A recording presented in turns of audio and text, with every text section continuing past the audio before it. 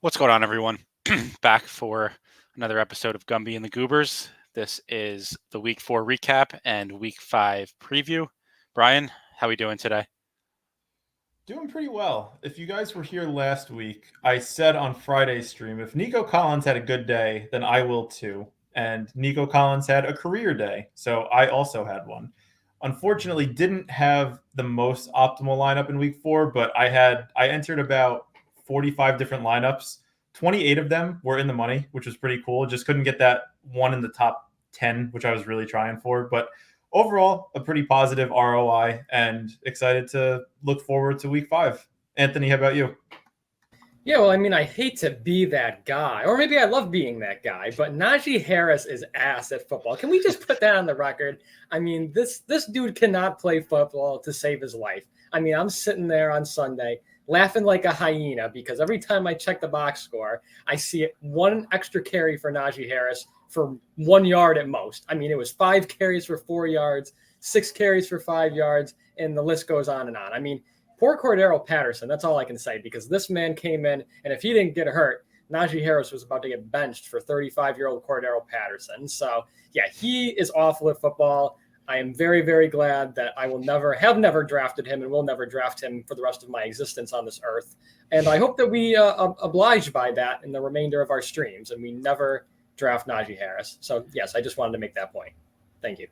I have one counter to that. They're playing the Cowboys this week. Oh, no, I'm not interested. They were playing the Colts. That was it. That was the chance. That was the chance to make me look like egg on my face. And you did not take advantage of it, Najee. In fact, you got outplayed by a 35-year-old running back who actually used to be a punt returner, turned wide receiver, turned running back. So, yes, that is the Najee Harris experience, everyone. Well, Brian, what are your going thoughts off on on what Tuna go ahead. said, let's get Adams to the Jets now. Yeah, it'd be nice if the Jets had a number 1 receiver on their team. Their offense might actually look a little bit better than it did against the Broncos this past weekend. Garrett Wilson was literally negatively contributing to your team. At halftime, I think he was 1 for 7 with a fumble lost. So literally he was a detriment if he was in your lineup. He finished with 4.6 points. Whoop-de-freaking-do. The Patrick Surtain treatment was so obvious to people after the game was played. But when I was screaming it the entire week, don't pick him, don't play him.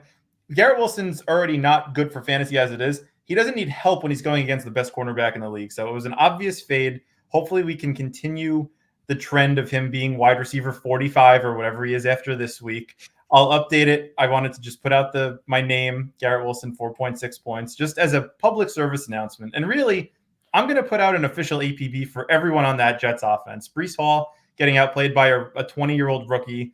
Garrett Wilson losing targets to Alan Lazard and to Tyler Conklin. Like we just need to be better as a community. And it starts with Garrett Wilson. Is it better if for Garrett Wilson if Devontae Adams gets traded to the Yes, Jets? I think so. He's better as a number 2 receiver when the defense isn't trying to take him away. Mike Williams. Oh, he is. When Mike Williams is more relevant than Garrett Wilson, that's when we have to do some serious soul searching. Would you say he's wide receiver 45, Brian, right now? I was being facetious, but I'll look it up right now. No, He's you probably in might the be 30s, right. just for being healthy. He's absolutely in the 30s, but he's definitely below wide receiver 32. Yeah. Have you guys done any drafts this week yet? I've done Anthony? a few, and what I've noticed, I guess, just early thoughts, early impressions. 2 quarterbacks this week, Josh Allen, Lamar Jackson, getting pushed up very high up the boards right now. I think a couple of drafts I did, saw them going first round, which is something we haven't really seen a lot of in the prior streams that we've done. And also something that I thought was very interesting because, it's all aboard the punt the tight end train for me. And Brock Bowers, who was going in the first, maybe early second round last week, he actually in the couple drafts that I did today went undrafted. So, I mean, they have a tough matchup. Really? They're playing against Denver this week. I think it's on the road, but very interesting to see Brock Bowers, who was literally like the consensus tight end 1 like last week. And a couple of drafts that I did, I know he's going to get picked, and I'd be curious to know what percentage of drafts he is getting picked right now, but he went undrafted in the couple of drafts I did earlier, which is quite interesting. It'd probably be about 70% based on his ADP right now. I'm guessing that's going to rise, but I don't know. We'll see. What's up, Snacks? Thanks for hopping in. But yeah, going to the quarterback thing, it is interesting because there's a big tier after Jaden Daniels with like the Russian quarterbacks, but I don't think Daniels is that much lower than Lamar and Josh Allen. Like that's why I don't understand about them getting pushed up, but Jaden Daniels is still kind of where he was going last week. I think what's interesting from the quarterback position this week in particular, and just to close the thought, Garrett Wilson after week 4, wide receiver 38 in half PPR scoring. Awesome. Great stuff. Still going 20th overall in the best ball resurrection, which I still will never understand. But anyway, talking about quarterbacks this week, I actually like the idea of a Jordan Love, CJ Stroud, Geno Smith. I mean, these offenses are just throwing the ball like 50 plus times, and they're being pretty efficient with it.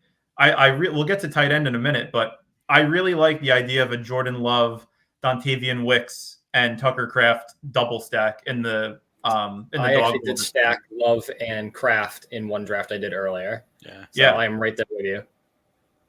I mean, Dontavian Wicks played 80% of the snaps, and that was with really.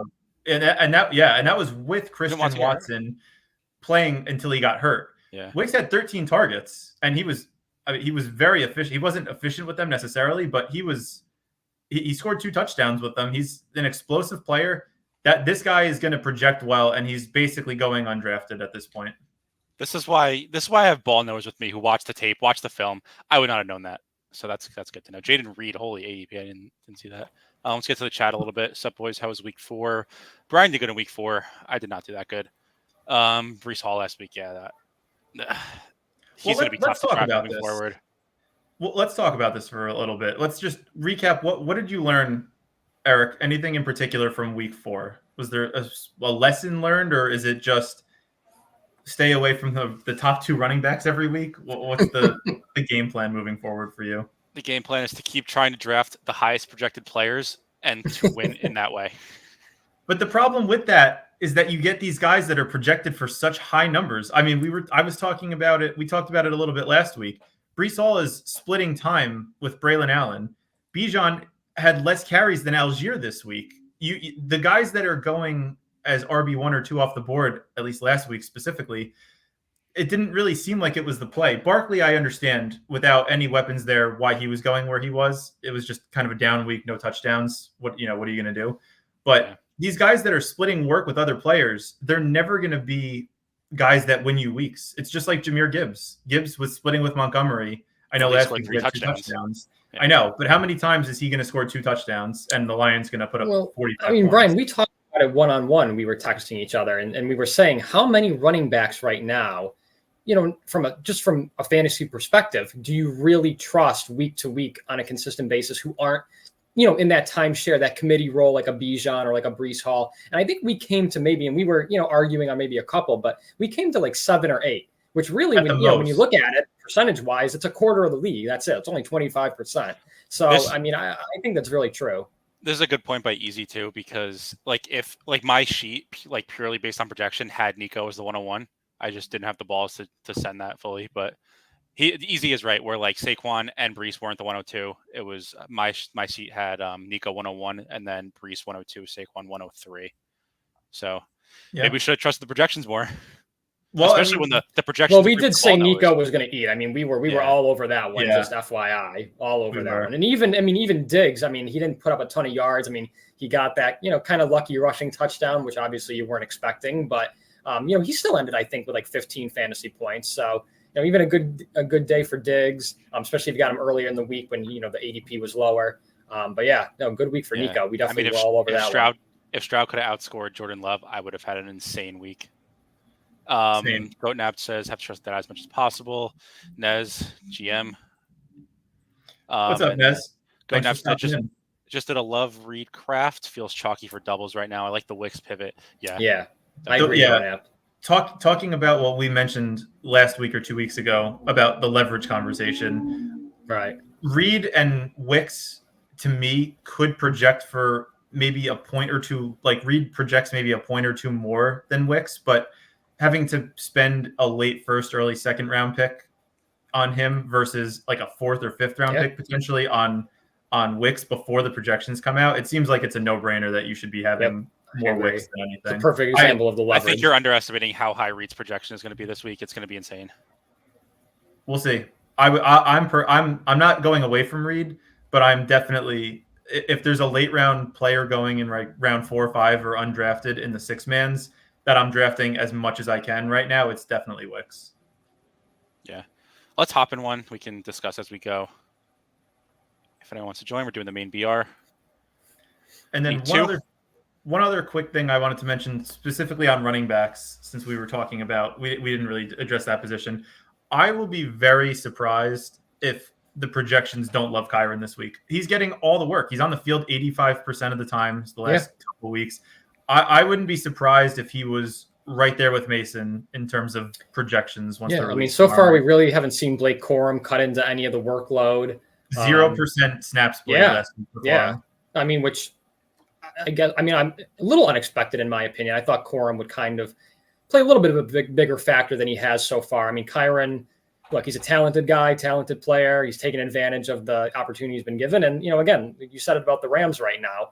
They really don't have anywhere else to pivot. I mean, I thought Tyler Johnson for like a week was maybe the guy, obviously with Puka down, Cooper Kupp down. I mean, Tutu Atwell, Tutu's back on the scene last week a little bit against Chicago. So Kyron, I mean, he should be one of the most highly projected players, I would think. Has to be. Let's go Mets. The Mets just win or they blow it? I think they just won. Yeah. They won.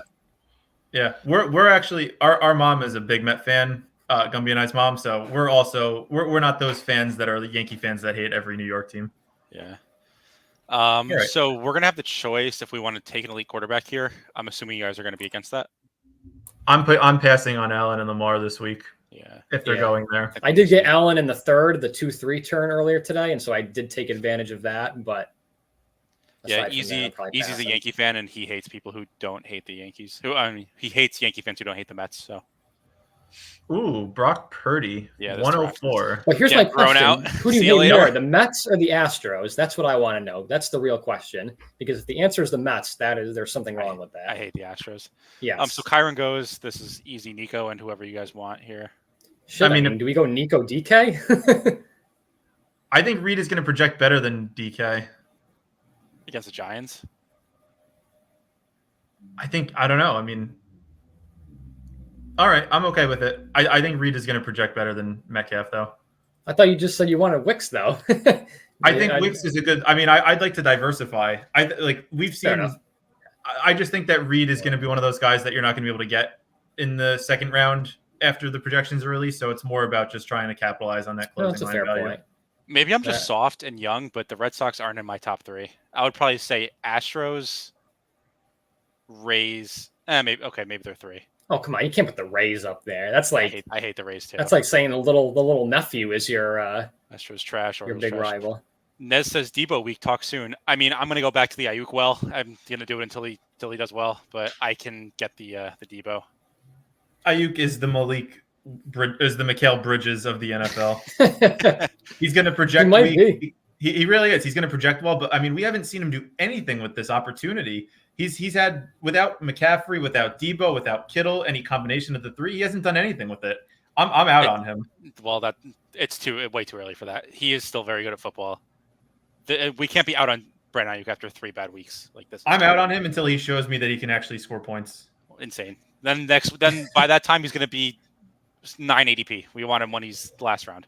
There goes Wicks. Wicks at 13, folks. 13. It's a Nez week. True. Ayuk well is correct. Yep. Thank you, Easy. Ayuk crushing me every week. I'm fading. See, this is exactly when I want him. When no one wants him anymore, this is the time. What about Garrett Wilson? Garrett Wilson's crushing everyone every week, and people aren't drafting him as high as they were. What changed? What's the difference? The 49ers offense is one of the best offenses in the league. Yes. They also are one of the lowest pass rushing or pass. They run the least amount of pass plays. Also, they also had no one healthy at the beginning of the season. If Debo is here, we have to take him. I don't know why he's falling so far. Yeah, we're on deck. Can we have 2 receivers already though? That's fine. Debo. We have to. I like Cook. Achane scares me. Anybody on the Dolphins scares me right now, man. I'm petrified of taking anybody on that team. We don't like Josh Jacobs. I don't like Josh Jacobs. I don't mind. I said Dolphins. Yeah, Dolphins. I can't. I think I'd probably say Cook here just because I feel like that game is going to be a very high total. I agree. 100%. You know what I want? Actually want? I want Jaden Daniels. You shouldn't. Why do you say that? Because we can stack Nico with Stroud. Stacks aren't real. We need Jaden Daniels. He's going to score the most points. Disagree. Anthony, you with Daniels, or do you want to go for a stack? I'll let you do it. I kind of side with Brian here a little bit, but I'll let you overrule. But like the thing is, how much different is Jacobs, Achane, and Cook going to project from Brian Robinson, Joe Mixon, Chuba Hubbard? Like, is that much of a downgrade? I would rather have Cook over all those guys, and I think how you view the running back is how I view the quarterback this week. Indianapolis, Jacksonville wide receivers is the leverage you want. Yeah, I've got a couple guys. So here, very interesting, right? So I don't know if you guys know what the Jacksonville Jaguars have done to the Indianapolis Colts like the last 5 years or so. It's bad. Like they demolished this team. Like it is not competitive. Like they just smack them up and down the field. So I really 0-4 Jacksonville Jaguars team, sneaky, but there's a couple guys on Jacksonville late in the draft that I would not mind having this week. In a six-man format, I think it's going to be a little more difficult. But yeah, Brian Thomas, he's been slept on. I mean, if we didn't have a rookie receiver class that had Neighbors and Marvin Harrison right now, Brian Thomas, I looked it up earlier. I think he's like wide receiver 20-ish, which is not bad considering the Jaguars are 0-4. So he's having a good season. Easy said Cook running back there is almost definitely correct from my balls. From my balls, I just don't see how Jaden Daniels doesn't project so much better than the tier after him. I think like that's probably like 2 or 3 points. So I'll just always take that. I disagree. I'd rather have Geno at that point if we have the Metcalf stack who's throwing it 50 times a game. That I don't So what do we want to do here? We need a running back and a tight end. Brian Robinson possibly? Or no, we don't want to do that with Jaden. Yep. I mean, that's fine if we want to do that. To me, this is just a few tags. Take Taylor, and then if get a swap if he doesn't play. Taylor's not going to play, but it'll be fine. What was his injury? He had a high ankle? Yeah, it's like a mild high ankle. Mild high ankle as a PT. Tell me what that is. How can it be a mild high ankle? Well, a high ankle isn't just – people think high ankle means a bad ankle sprain. That's not really what it is. It's just a different ligament that you sprain. So could he legitimately play this week, like in your professional opinion, or is it very unlikely? Everyone always says the injury's mild. If it's actually mild, he'll play. But if it's not mild, which probably not, he's probably not going to play. Goat Napped. I don't know if I put this up here. It says by the dip, get right week for the Finns versus my Pats. See, I Goat Napped. I want to believe in that. I do. But they just, with Snoop Huntley or Skylar Thompson, what kind of team has Tua Tagovailoa as their quarterback who has 7 million concussions in his life, and their backup quarterback is Skylar Thompson and Snoop Huntley? Like that is just not good football management. Not even talking fantasy, but just good football GM business right there. This year says he just saw your name and he's tilted. Yeah. Well, you know what, Goatnab, this is just my PSA, my APB, all the acronyms out to the Jets, to Breece Hall, Garrett Wilson. I'm just going to keep doing it because 90% of people didn't think that Wilson would be worse than wide receiver 30 this year. And I don't think he's had a finish inside the top 30 other than the week he scored a touchdown with 12 points. Did he even finish top 30 that week? Probably barely, like 25. Probably like 25. And yet he's still going in the second round in the best ball resurrection, which I just can't wrap my head around. Easy says Stroud because if you have Nico, the correlation, they get like a boost. Yeah, that's a fair way to think about it. And Copper says Goofy Goobers rock. I agree. Hell yeah.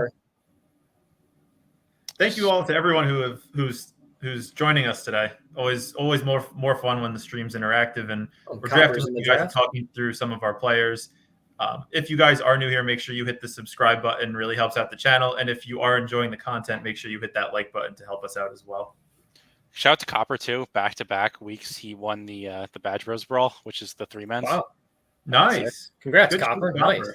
Were those drafts on the bar on a Friday night? Listening to the stream? I'm sure they were. Maybe we should try that. Yeah. And shout out to Magic Carp. I think he came in 6th in the Wildcat, and I saw Bonesaw, I believe, came in 3rd in the Wildcat this week. So a lot of guys that are in the stream doing well. I'm going to take a little bit. We should take a little bit of credit for that. Yeah, I don't know if we deserve it, but we'll take it. Wait, you can't shout out Magikarp without he got a dog bowl seat. He got second in the dog bowl. So Oh, he did. I didn't do any. So that's I didn't. the real congrats. Oh, congrats Oh, too. sick. Well, Yeah. congrats. Yeah, Good week. that's awesome. Good week. We hope to see you in Dallas. We'll see if we can put it together one of these weeks. Copper is 1,000er. Aren't we all? Goatnap says Wilson is good. Was a bad week for Jets offensive players. I had 30% Nope, breeze. Brian. Save my ass. Is this an excuse or? We're on the clock Well- here, by the way. Oh, well, Okay. I would go Kyron. Chase scares me. 6 targets last week on the field, only for 70% of the snaps. What do you think, Anthony? I'm fine with Kyron. Yeah, Yeah, I'm fine with that. Kyron's going to project so well this week. He's going to go top 2 every week, and every draft. like you said, tomorrow. he's one of the guys where he doesn't have somebody eating into his role. Another running back, alongside him. So Exactly. Yeah, I don't know if the theory was ever that Corum was going to eat into Kyron's workload. I thought it was like it's one or the other, but if Kyron goes down, Corum's going to get everything. That was always the theory. Always was like, oh, well, they're going to use Kyron on punts, which means he's only going to be on the field for 60% of the snaps, and he's not going to be valuable because it's a timeshare. That's not how McVay operates. Silly. So we're on deck here. I really like Neighbors. I was just about to say that he would be going top 5 if he was for sure going to play. Neighbors just went. I know. I like Debo. Debo or Marv. I think Debo will probably project well. I think so too. If McBride is out, Marv's going to project better. ETR projected 65-35 preseason. Yeah, that seems wrong. They're probably just trying to split the difference, which is not what you want. I just don't know if that was ever really in the range of outcomes, to be honest. It wasn't. I had a 4th in the Flea Flicker, 5th in the Badge Bros. Trust the Sims. Nice. Congrats. That's good stuff. Let's go. Yeah, congrats. I forgot to draft Love. I drafted Reed on Saturday, but forgot to stack him with Love. Yeah. Oh, Tuna. I had 0 Love, so that's how my week went. $1,000 mistake right there, Tuna. Who could have blamed you though? First week back. At least I thought, he's probably coming back a week or two too soon against Minnesota. Who, in the first half, you weren't wrong. It's like that meme. You had us in the first half. I ain't gonna lie. On the clock here. But Achan, Kenneth Walker, Steph Diggs, James Cook. I think Tank Dell Cook- out still. they said that was you probably love your play. Tank Dell, man. Diggs, he loves his Tank Dell. Diggs against a revenge game. I'm going Diggs or Cook. I think Cook's going to project well this week. I think I like that Cook. Yeah. Ken Walker ran hot on touchdowns yesterday, but he was not. He was on the field for only 60% of the snaps. His usage wasn't as good as it was before he got hurt. Right. I was surprised. I thought it was going to be. He's still awesome, and he's way better than Charbonnet. Charbonnet's good. You're He's fine. Do you guys like Flacco if A-Rich is out? I do. I like Josh Downs too. Yeah, Josh Downs. Josh Downs is the wide receiver to own there. We're on the clock again here. So Kyron, Cook, and Debo. I can't see anything beyond Deontay Johnson. Do you probably want to go Daniels again, Gumby? I'll never say no to Daniels, but I'll listen to arguments. Achan scares me. It makes sense. It has to be one of the two. I'm good with either. Oh, we can't do running back though. Right. Yeah, can't do running back. We'll do Daniels again. We're just gonna have 100% Daniels tonight. That's how it's gonna be. Which is funny because in the drafts that I've done, I've basically faded quarterback and got either Stroud or Love or maybe Geno. Just Geno throws the ball so much. Everyone has to get out of the mentality of Seattle ground and pound and throw it 25 times a game. Like that's not what they're doing anymore. With 3 very, very good pass catchers there, they're airing it out. This is not the Shane Waldron offense and they don't have the defense that they had when they were grounding and pounding. Their defense sucks. Yeah, so they're going to be in shootouts almost every week. This isn't Russell Wilson, Marshawn Lynch, Pete Carroll. We got to get that out of our brains. Did you guys watch that game last night? The ugly Miami. Oh God, I couldn't. Tennessee game. I couldn't. I think it was tough to watch. It was I feel bad for the Dolphins players. Team that knows their potential but will never realize it right now. Need a receiver or tight end. We can do DJ Terry. Moore revenge game. You can do the Terry stack. I don't hate it. It's not exciting. We could also do the Amari Cooper bring back, which I kind of like more. I love Amari Cooper. He should have had an 80. Did you guys see? He had an 80-yard touchdown that was called back on a phantom holding. I did not see that, but I did see he was like a candidate for like someone who's should be scoring higher than they are. So I like target. And Tucker Kraft to end it out. Tucker Kraft, yeah. Or Njoku if we want to play the Q-tag game, although I think he might play. Look at Mark Andrews down to 5.4 projected, and even that's 5 points too high. I know that it's crazy. It really is crazy. Do you have a strong take on Kraft? If you have a strong take, we can just take him. I think Kraft is going to be really good this week. All right, let's do it. Let's try. You guys want to do a primetime one? Thursday, London, Sunday. Yeah, night? Ooh, London. All right, we're mixing. Wait, can we look at the rankings for a minute? Yeah. I want to be prepared before I know what I'm getting into here. So we'll go position by position. Start with quarterback. Thank you. Oh, look at that. Justin Fields, the #1 quarterback on the slate. Who would have thought that? I mean, stiff competition. I mean, Dak and Darnold are both. I think all these three other quarterbacks. Darnold's playing the Jets defense. He would be projected higher against a lesser opponent. Yep. And Dak's playing Pittsburgh's defense. I made a bet with Easy. I don't know if I told you guys this. I made a bet with Easy before the season started that Russ would play every game that he was healthy for, and that is not looking good.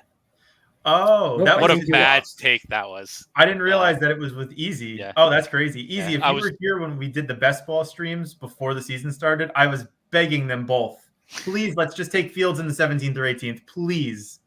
Yep. I vetoed it every single time. Every single time. Bad take. Anyway. Running backs. I don't think the quarterbacks are a big drop off. So the running backs scare me to hell this week, man. I have so much Drake May. So we just talked about Bijan and Brees in the timeshares that they're in right now. Yeah, did you guys see this? Russ is like fully like getting like wearing shoulder pads and a helmet. Oh, he's a freak. He's inactive. What are we doing? You're a fucking. He's a phony, freak, dude. Phony. He's the biggest tryhard I've ever not met. Yeah. So what do we think here? Big drop off after the top three running backs? Disagree.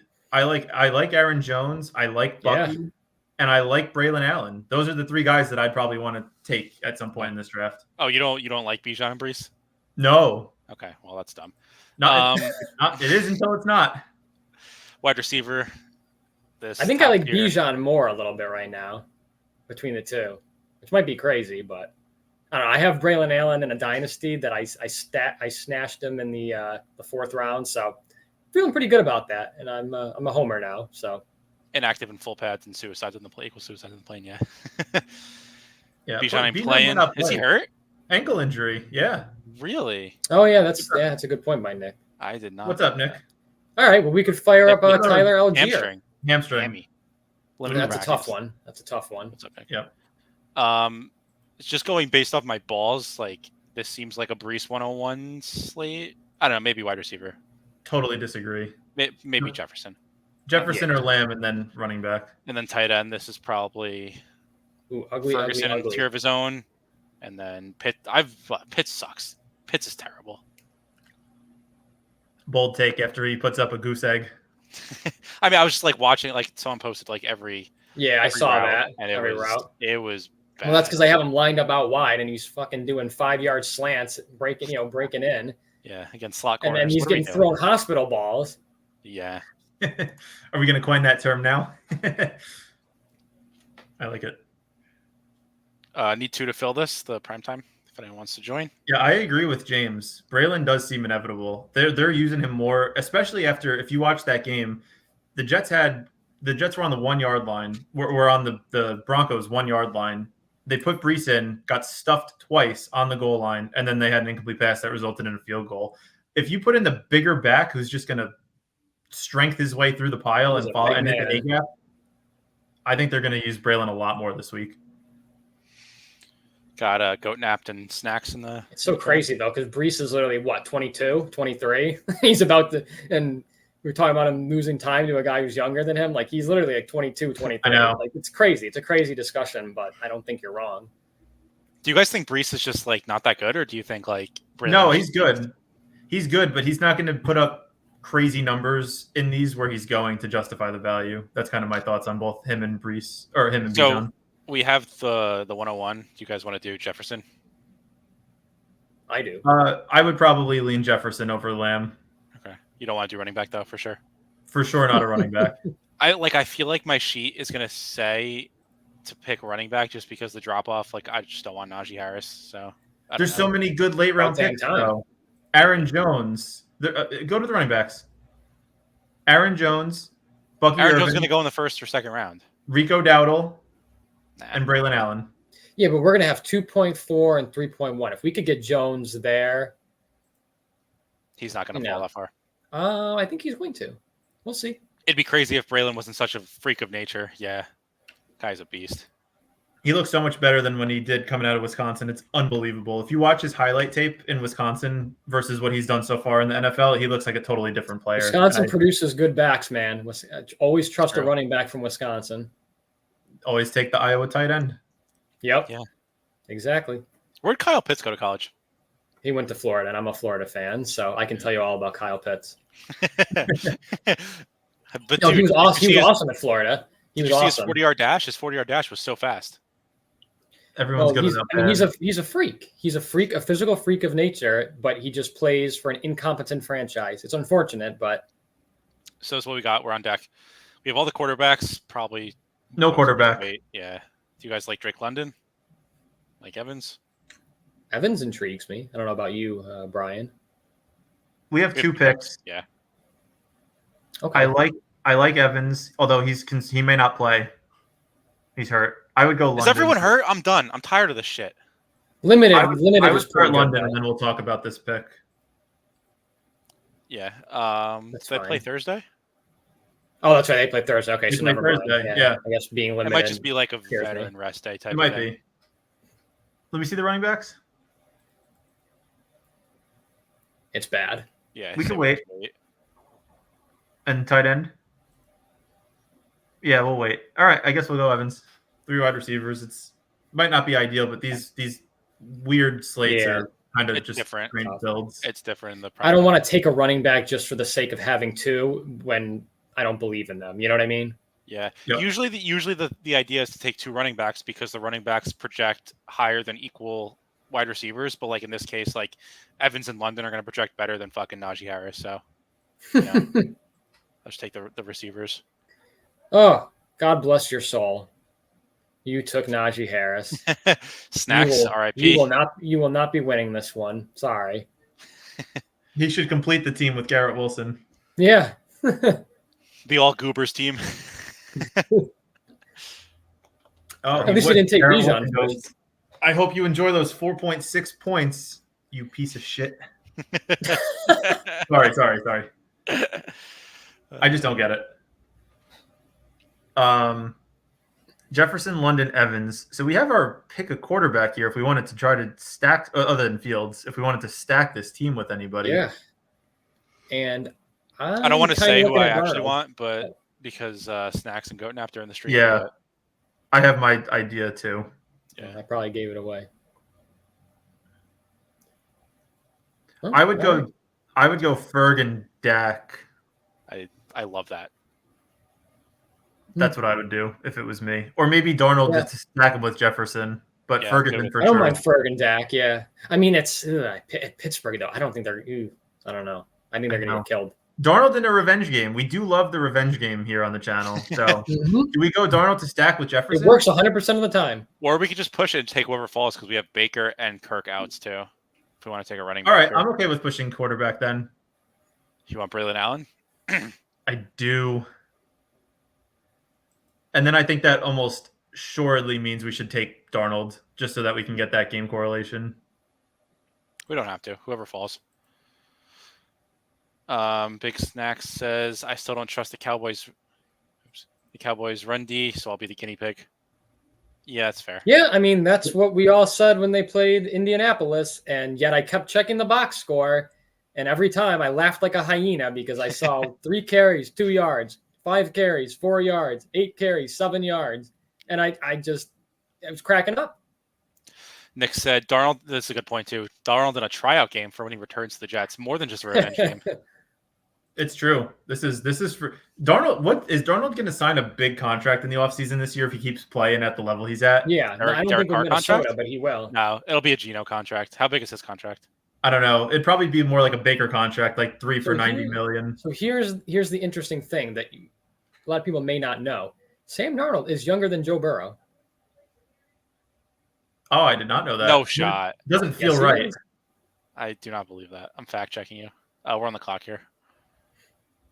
I mean, we have our choice. I probably would go Baker because he scores more points than Kirk. Yeah, that's a good reason to pick someone. So I would agree. All right, I'll take Baker. Darnold taking the Browns to the Soupy next year. It's definitely possible. I'm still waiting for Jameis. I can't believe they let Flacco walk out the door. Although I love me some Jameis Winston. Put him out there. What's the worst that happens? They look worse? That's not possible. Yeah, what's the worst? I mean, I guess he could have like a 30 interception season. That'd be pretty crazy, but I guess that could happen, right? He had it once. So our best ball team, this one we drafted, is still doing pretty good. We're in first place. It's a damn good team. Yeah. Except for the running backs, man. Brooks will come back. We drafted for week 17. You're right. Yeah. I mean, yeah, like we said last week, like if Singletary keeps fumbling, there's only a matter of time before he's like, what are we like? Are we going to put him out there? And then we're going to get some help at receiver too when these guys come Receiver's back. Good. Yeah. Yeah, we need Cooper Kupp to come back. Yeah. Also, you can see I stopped naming my teams after 11, so that's how far I got. I named this team sucks. I was looking at this today. Oh boy, does it have McCaffrey? Oh yeah, Mahomes, the fantasy killer, the joy killer, Mahomes. I hate that guy. Yeah, his team's not good. Yeah, well, we had him and Kelsey stacked. Yeah. Although I have to say, I don't know if anybody was going to make a point about this at some point, but I'm back in on the Kelsey train. I'm fully on board. I think Xavier Worthy gets a small tick up in Rice's absence, but I think Kelsey's really the guy that's going to eat now. Middle of the field, kind of, take most of those targets that Rice was getting. I don't know how you guys feel about that. Do you guys believe the fake news that Rice didn't actually tear his ACL? Oh God, I hope not. I dropped him. Yeah. Wouldn't surprise me. The Chiefs work some black magic over there, so I wouldn't be shocked. I don't know. I think he's done, but we'll see. We'll see. It's it's so rare to get a situation where you get an ACL tear and then it's like, oh, actually, we were wrong, not an ACL tear. Like that just does not happen. So we'll see. So we have the 101 again in the Thursday, early Sunday slate. Are we diversifying and going Lamb here? Yeah, it's probably the play. It's fine. Better than the running backs. I really like that team. I think pushing the running backs is really the play in this for this specific slate. Yeah, I'm curious what my sheet's going to say when the projections come out. But the projections are going to love Bijan and Brees, even though they have no reason to. I don't think they are. I think you're not giving enough credit to the projections. Tyler Algier is good too. I mean, I know we're talking, giving a lot of love to Braylon Allen, but Algier is good too. He is. Like if Bijan actually misses this week, Algier, he could be in a nice little spot to get like 15, 20 points. Yeah. The problem with Algier is that they don't really use him in the pass catching role. So yeah. That's the only thing I'll say. Like Braylon Allen, they pretty much use him as like a Breece Hall replacement, and then he could be like a 3-down back. Right. Algier, I think, would have to score a rushing touchdown, which I'm not saying it won't happen, but I think there's a higher chance of Braylon Allen scoring a touchdown. But it could, we never know how it's going to go. This lobby just blessed this guy with an insane team here too. By the way, he's going to get Jefferson, and Aaron Jones, which is wild.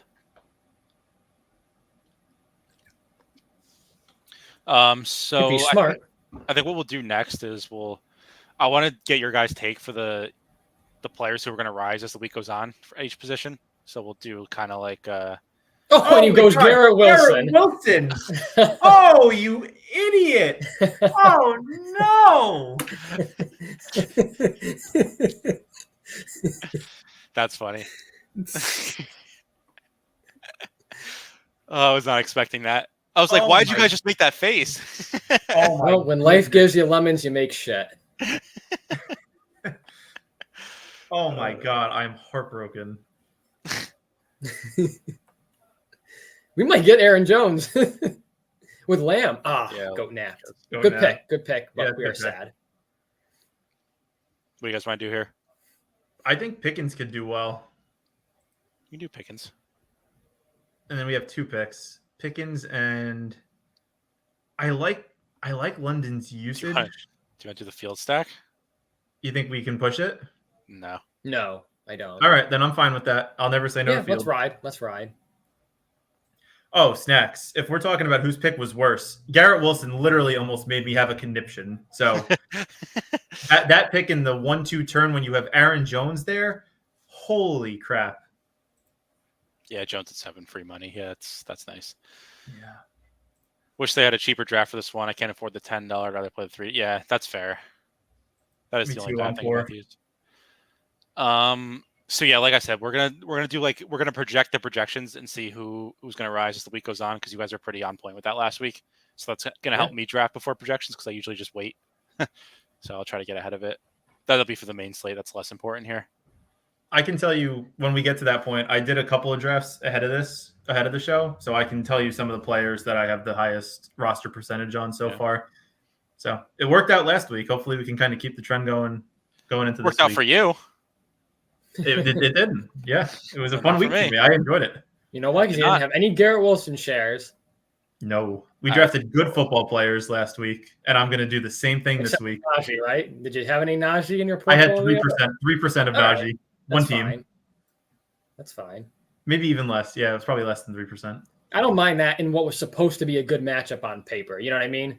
Yeah. But, It was like the 6th matchup's round bad. pick in case he scores twice.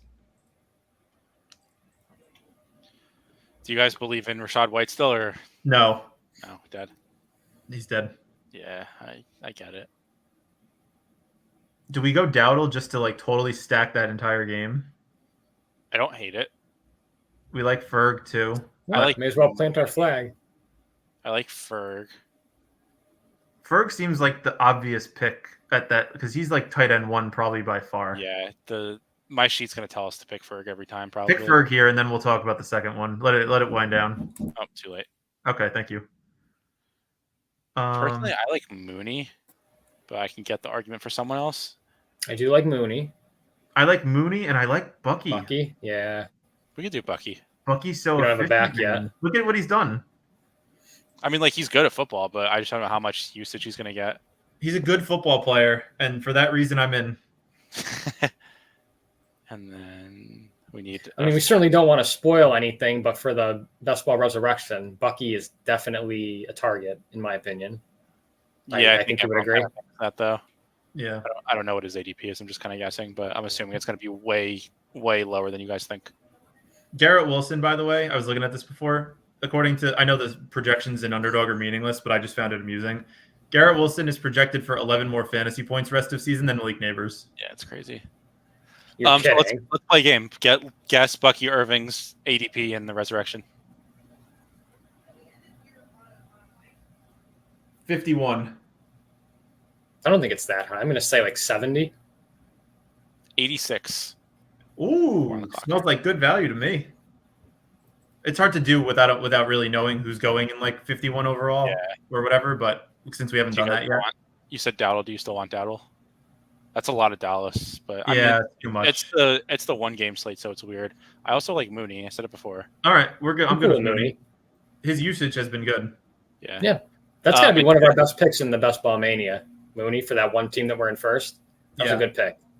Guess Rachaad White's ADP.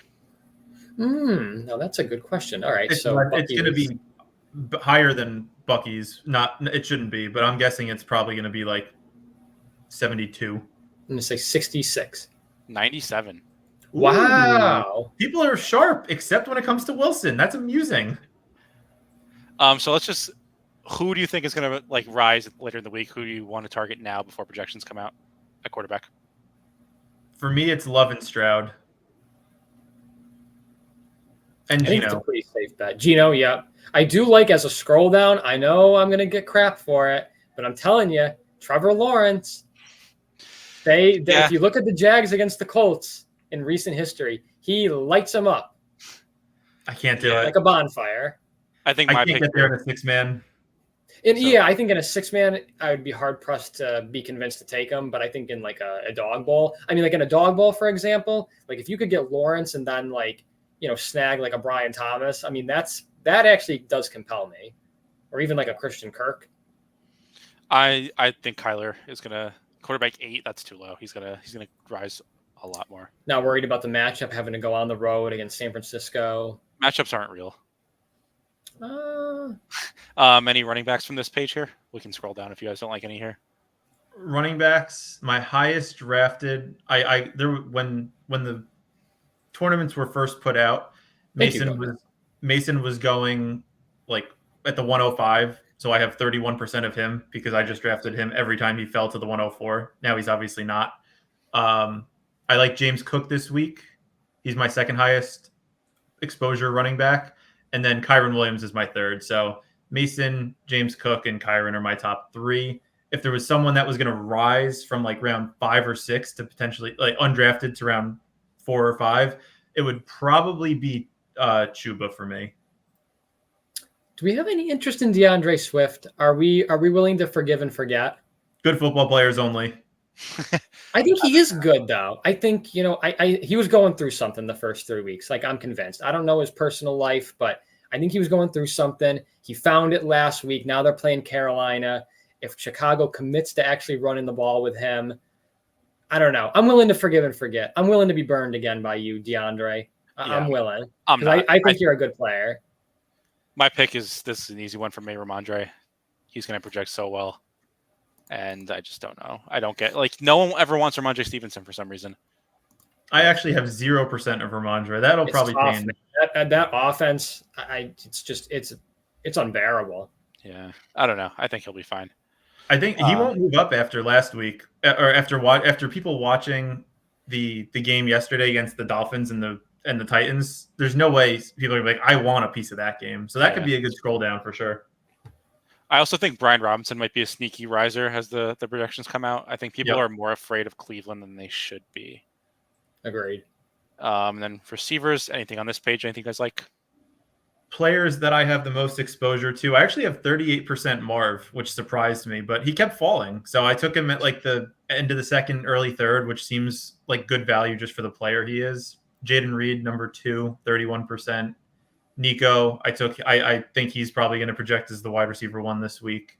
And then Neighbors with people. I drafted a ton in the 4th round of Neighbors yesterday, just because people are concerned about the concussion. But if he didn't have that injury, he'd be going in the first round. So getting him in the 4th, taking a shot on him there seems to me to make the most sense. And then I have Debo and Metcalf there too. So this is kind of my list here. Ayuk, obviously, like we talked about. Amari Cooper, same thing. Talked about him. I think he's gonna rise. Wicks, you said that earlier, Brian. I agreed with that. And then Rome, Stone 36 ADP feels wrong. He should be getting drafted way more than that. I know, but 3 out of 4 weeks he sucked. Yeah, but he showed that 1 week ceiling. Fair. Anyone you like, Anthony? Deontay's also going too late. Well, I mean, I've already said it a couple times, but in a dog bowl format, scroll down. Brian Thomas. I mean, this guy's been good. Again, if we didn't have Malik Neighbors and Marvin Harrison Jr. in this rookie wide receiver draft class, I mean, go look at his game log. He's been really good this season, and they kill the Colts. The Jags do. I don't know. Maybe I'm an idiot, probably, but I think if this could be the 1 week to buy low on some Jaguars. They're 0-4. They're gonna run into a win eventually here. Like, no, Trevor Lawrence might not be a top 10 quarterback right now, but he's too good to be 0-4. Like that just seems wrong. Like 0-4 is for Snoop Hunley. So I think this could be a week to buy low on some Jags. I hopped on a dog bowl, by the way. Let's see who we got in here. We got Jewish McCaffrey, Crutches, EDN, Copper, and Goat Napped. Nice. Nice. Group. Good group. Like I always say, 12 red badges. No one is winning in this. So let's go through the chat a little bit. Lawrence is a good scroll. Love doubles with Kraft are pretty cheap right now. Seems plus EV. Agreed. Totally agree. Singletary. Oh, I missed this one. Do you like double stack with Love? Yeah, I do. Yeah, at the beginning of the stream tuna, I said Love with Wicks and Tucker Kraft is a pretty cheap double stack, and in the dog bowl seems like if it could hit like we saw last week, that could be a lineup that is most optimal for sure. Yeah. Singletary might be a good scroll only because Neighbors might be out. I think he'll play, so I wouldn't rely on that. But yeah, I get it. Copper likes Colby Parkinson. Ugh. Where's he going? There's so many other better tight ends on the board. I like McBride and Njoku, Tucker Kraft. For punting the tight end. I mean, 7 targets, 5 targets. He is better than Mark Andrews. I'll give him that much. This is a clear riser. Yeah, I agree with Copper. Like he's going next to fucking Luke Musgrave. What are we doing? Musgrave's pretty good. Musgrave you don't like sucks. Musgrave? Dustgrave. Or no, sorry, I'm thinking of Kraft. I always get Kraft. those two confused because they're both white guys on Green Bay that play tight end, so it's very easy. Goatnap says Pittman if Flacco plays. Yeah. Yeah, I own Pittman in Dynasty, and I was elated when Richardson came out of the game. It's funny. I know a guy who's a Colts fan, and he tweeted out after Richardson got hurt. He was like, "Oh no, season over." I was like, "Dude, your season may have just been saved. Like your season may have been resurrected with Flacco." Like, not even kidding. Copper says Downs when AR plays. Yeah, I think Richardson's going to probably play. I was in second for Monday's slate, and then JMO scored that ridiculous touchdown. That is very unfortunate. Brutal. I could only imagine just screaming at the television to tackle that guy. And Musgrave shouldn't be drafted. Yeah, he should. Yeah, be he drafted sucks. Sorry, 0% I of got the him time. confused. All right, so let's see the board. I want to see some of the players that we could expect to have to make the choice from in a couple of picks. Looking at here. All right. Man, Lamar going any quarter or Josh Allen, any quarterback going in the first round in these just doesn't – it's not optimal. How many times this season have we had quarterbacks that weren't 1 or 2 in the projection actually be 1 or 2? I mean, think about how many big weeks Baker Mayfield's already had. And he's going, fifth round. Sam Yeah, Darnold. Geno, Sam Darnold. Yeah. Like, I kind of agree with you on that one. Yeah, I was with you, Tuna. If Lockie got like 4 fucking end zone targets, that would have been so good for me. I wouldn't have won it, but I would have been close. I walked away to the bathroom and saw the replay. At least you didn't see it live. That would have been way more tilting. It's true. Musgrave, future CFL All-Star. Yeah, he's going to dominate. That's true. So we're on the clock in one pick. Yeah. We are, spoiler alert, not taking a quarterback. Is it too early to take Neighbors on the chance he plays? Is it worth risking a first-round pick for him? That would be my pick if he wasn't. Fine. Yeah, that's fine with me. Yeah, I don't mind that. He'd be going top 5 if he didn't get that concussion. Copper said, I tracked it. Quarterback in round 1 has placed top 3 twice in 4 weeks. I'm assuming this is for the Dog Bowl. And really? Yeah. I'd be curious what quarterbacks did that happen to? Yeah, it feels like every week it's like a random Justin Fields last week. Right. I think was most optimal. Yeah, he's saying it's hardly ever places in the top 3 because there's been 4 weeks. That's 12 spots. That's only two quarterbacks. Yeah, no, I know what he's saying, but still, even 2 out of 12, like I guess that's just even high. with expected. If you, I don't know, I'm not a math guy, but 1 out of 6, right? Wouldn't that be? I don't know. It's not Murray and Lamar both week 2. Oh yeah. I mean, they both had monster games. Makes sense. Too. All right, so we're on the clock in 1 pick after Copper makes his choice. He started with Walker. Goatnap goes for the 2023 stack, Josh Allen and Stephon Diggs. Are they not playing? They're playing each other, are they not? Yeah, they are. Yeah, it makes sense for the game correlation. What do you guys think? I like Cook. I like Kittle. Yeah. A big drop down. Cook. You want Daniels, we know. These are the 3 that I want. Anyone have a strong take here? I have no strong take. What do you think, Brian? You like Cook? You like Kittle more? Cook or Kittle for me. Let's do Cook. Yeah. Let's just punt the tight end, man. Punt him into the sun. Who needs George Kittle? How do we feel about McBride? I think we're all pretty strongly in favor of drafting McBride here, especially in the 6-man, just drafting him in the 5th or 6th round. Yeah, and nice. What's his name? Higgins. What's his first name? Elijah Higgins. Yeah, nice job, buddy. How did he do? I don't even know. Horrible. I think he had 1 catch for 3 yards or something. I drafted fucking so much. Can't play football. 2 for 12. Not a good football player. Doesn't make the cut. He had a good RAS score though. So far, we're drafting good football players in this draft, which means we'll probably project well. Tuna says, when's a good day to draft BR? It kind of depends on your strategy. If you're a projections guy, wait till the good projections come out. Like Friday, Saturday. If you're not using projections, earlier in the week is better, just to get more value if you know what you're doing. Tuna, you should be doing a lot of BRs after this stream is over because we're providing some really actionable. I'm not even saying this to be funny or sarcastic. We're providing some actionable. We're forecasting the projections. I feel like saying projecting the projections kind of sounds stupid. We're forecasting what we think the projections are going to be, and getting closing line value is a lot easier when there's no numbers out there versus when people actually have the same numbers they're looking at. Yep, I agree. Elijah Higgins cost me a few thousand. Done with that guy. Yeah, I don't blame you. Pour one out, go Nap. Pour one out. And Tuna agrees. Well, hey, at least you learned your lesson. I'm not even saying this again to be funny, but if you guys seriously just draft good football players, guys, we're all about simplification here. That's it. The guys that score the most points are most likely the guys that are the best fantasy or are most likely the best football players. They're on the field the most. They get the most opportunity. Those are the guys that put up those crazy numbers. It's a different scenario. I was going to say it's a different scenario when you're talking about like a Jordan Mason who's going into not the same role as McCaffrey, but in the 49ers system. You know he's going to get 20 touches a game. That's a completely different scenario than what's the name, Elijah Higgins, whatever. I don't even give a fuck. I mean, the guy's terrible, but completely different scenario. So you can't always, take the backup and say, okay, I want this guy, he's going to come into the same role. Like it works sometimes, but sometimes you got to stay away. It works way more with running backs than it does pass catchers because you have to be good to earn targets. You don't have to be good to fall into the end zone on 20 carries, Yep. Holy crap. Dontavian Wicks at the 212. I feel bad about recommending a Jordan Love, Wicks, and Tucker Kraft stack because it doesn't seem like that's possible. Yeah, that's probably not normal. JMC? I like drafting early because most of the time I know who's playing and who's not, and some people will draft someone who end up being out. Yeah. There's plenty of times I've done drafts that have had Jonathan Taylor go in the first round. I'm like, all right, I'll take my free pick.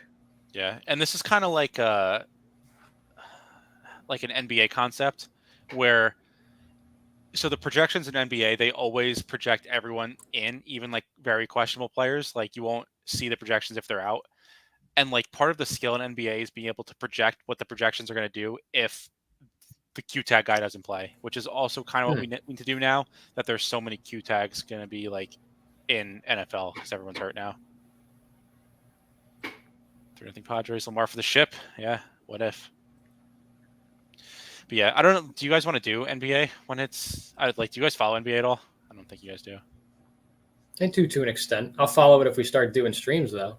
That's what I was going to say. I'll educate myself just like I did for the concept of best ball. It really does seem it's more understanding the way to play the game than it is having specific player takes. Maybe more for basketball than this.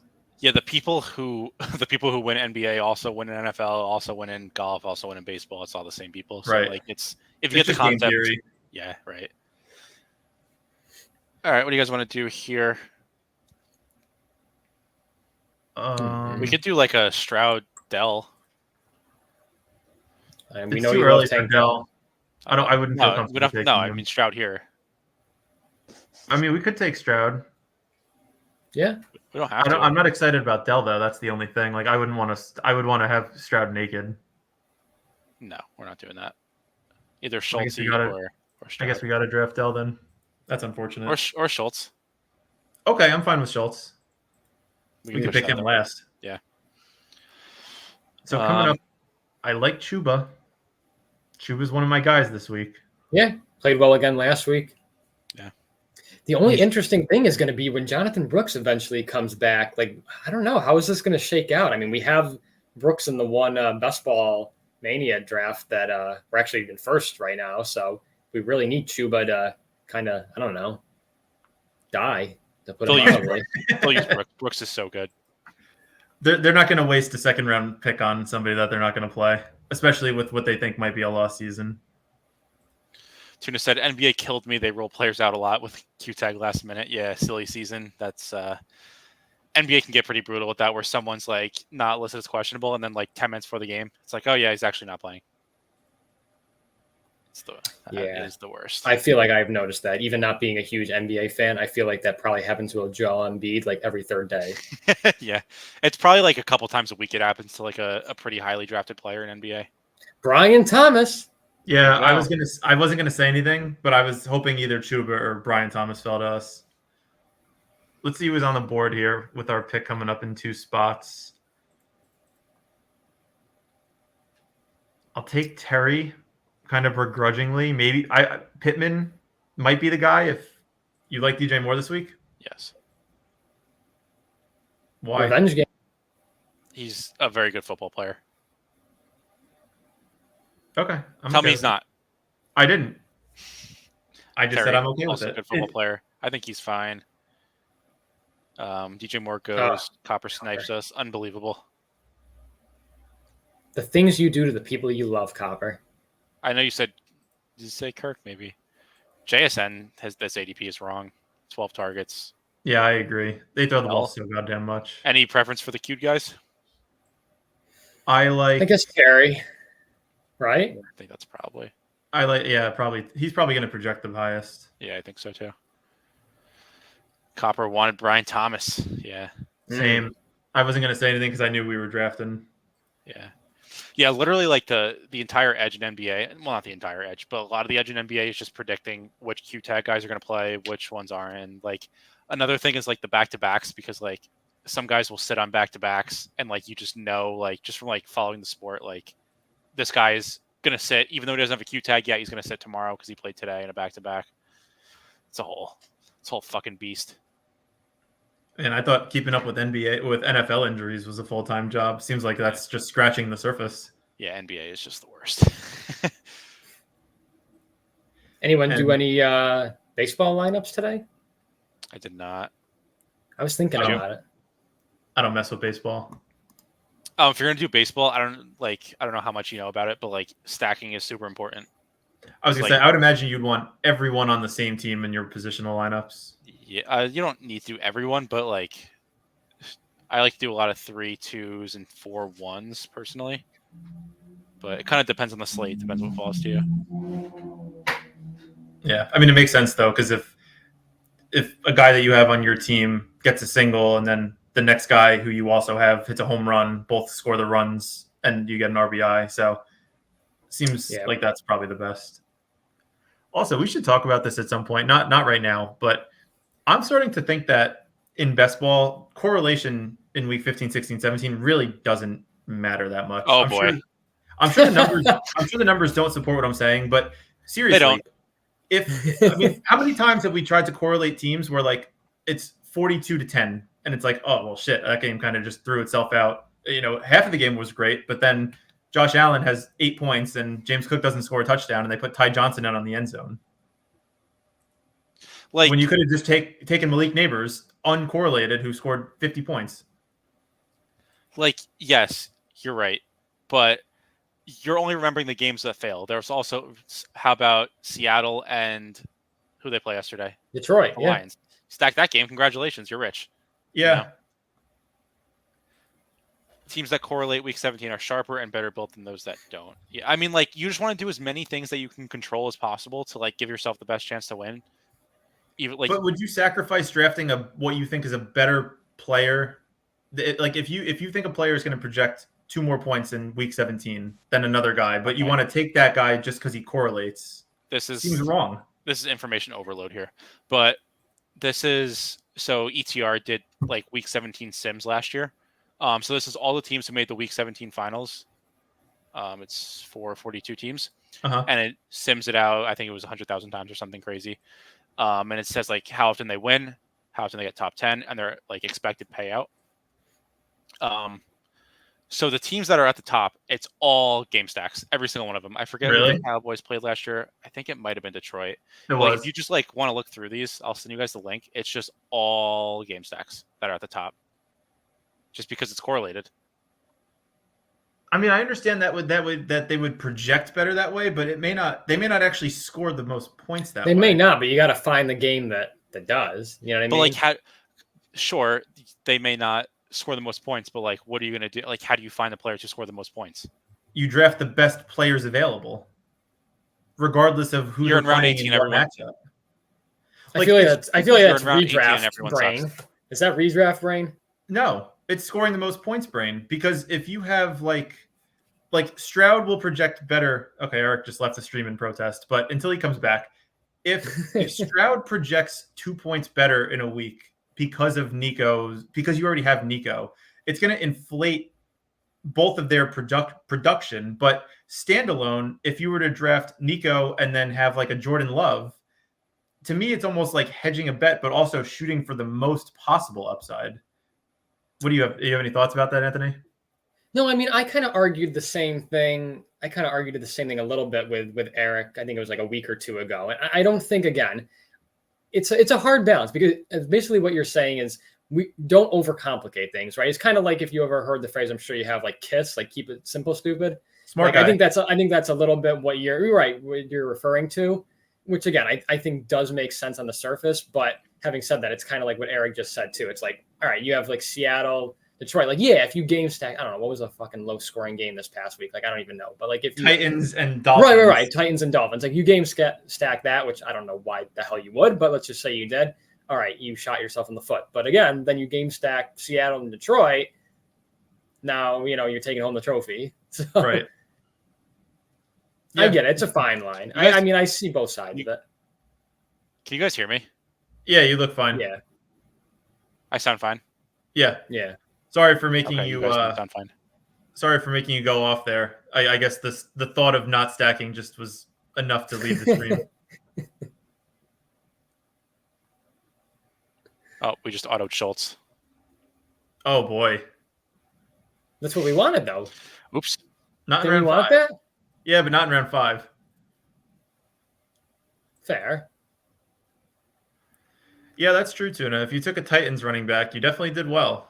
Pollard, just because he got that meaningless touchdown at the end of the game. I don't know what that was. Why they didn't take a knee with 20 seconds left will confuse me for the rest of the year. But hey, anyone that had Pollard, congratulations.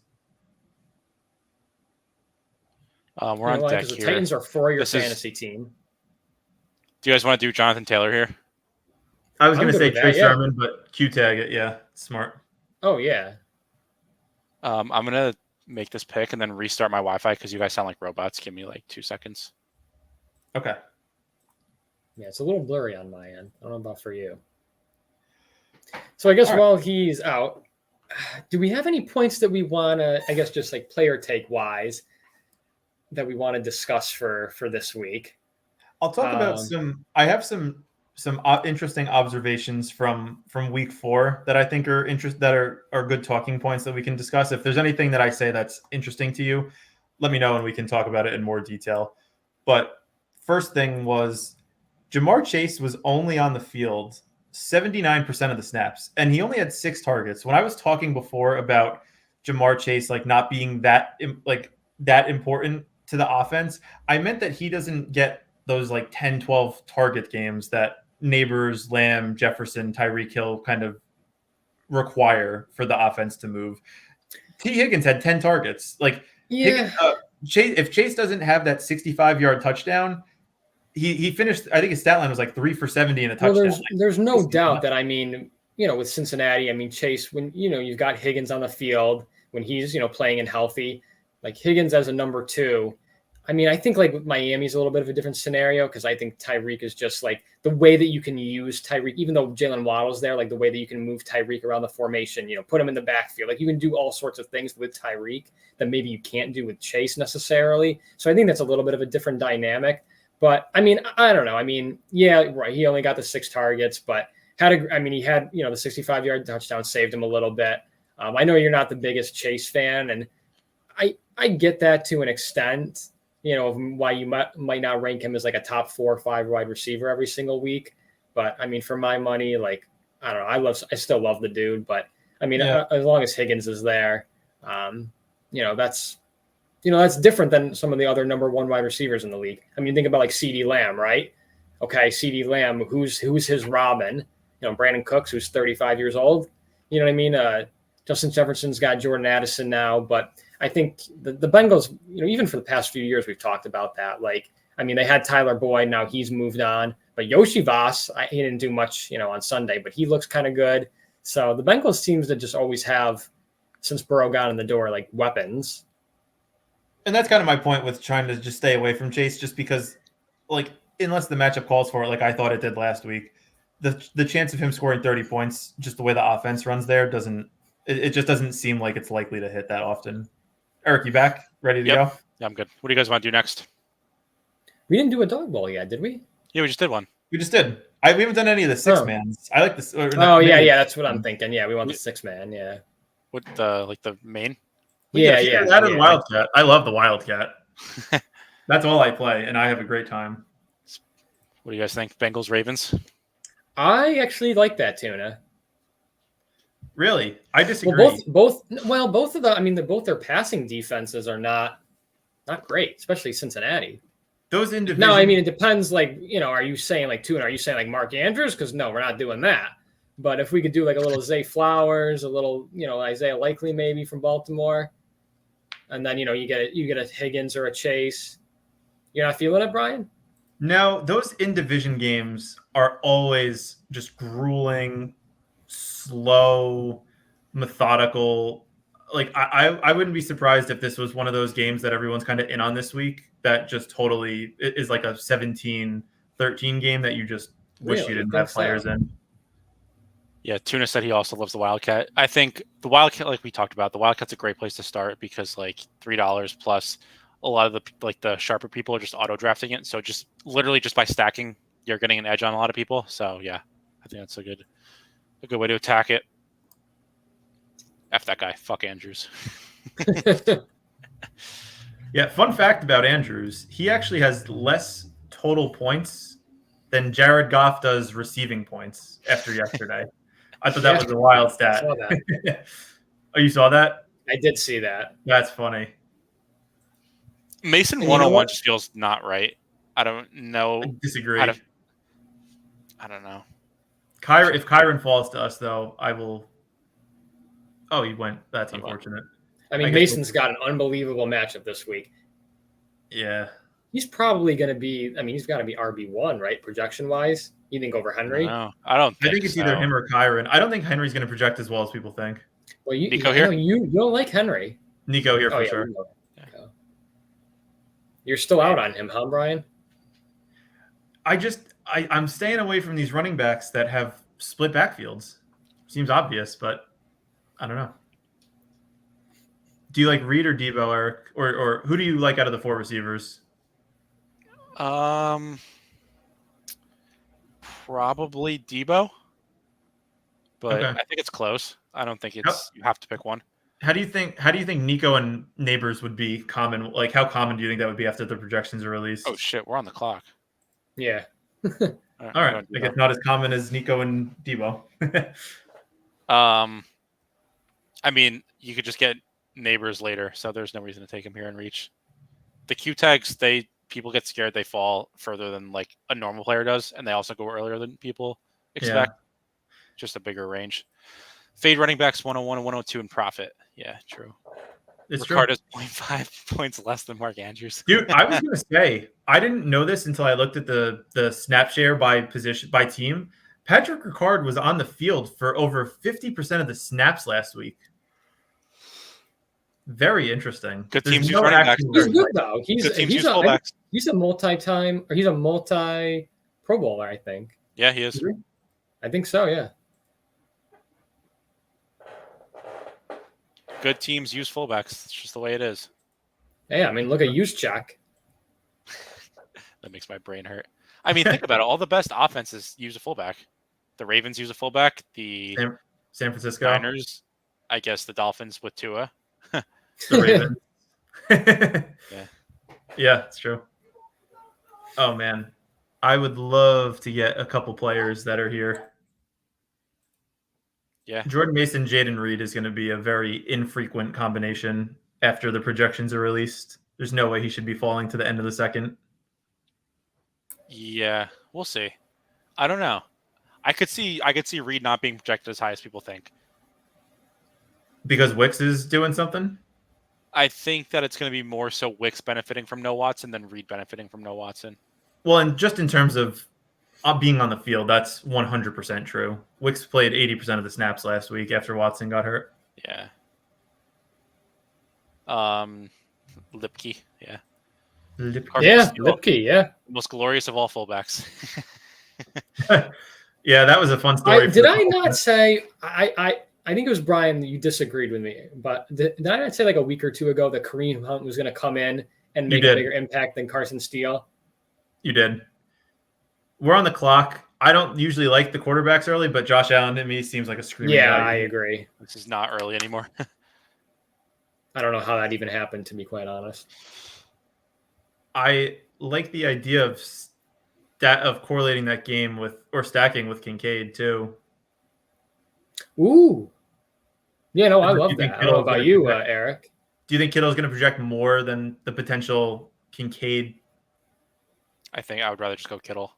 Would you? Wow, really? Really? I don't know. We can do Kincaid. You guys seem strong. Whatever. We'll do Kincaid. Steele is no Allstott. Who's that? No idea. Oh, Mike Allstott. Is that like a famous fullback? I still don't know who that is. I'm looking it up. Fullback in the NFL. Played 12 seasons with the Bucks. Yeah. They're on the same page here. Let's take a look at the board. Yeah, so it's a good point what Easy brought up earlier. Like, if you think about it,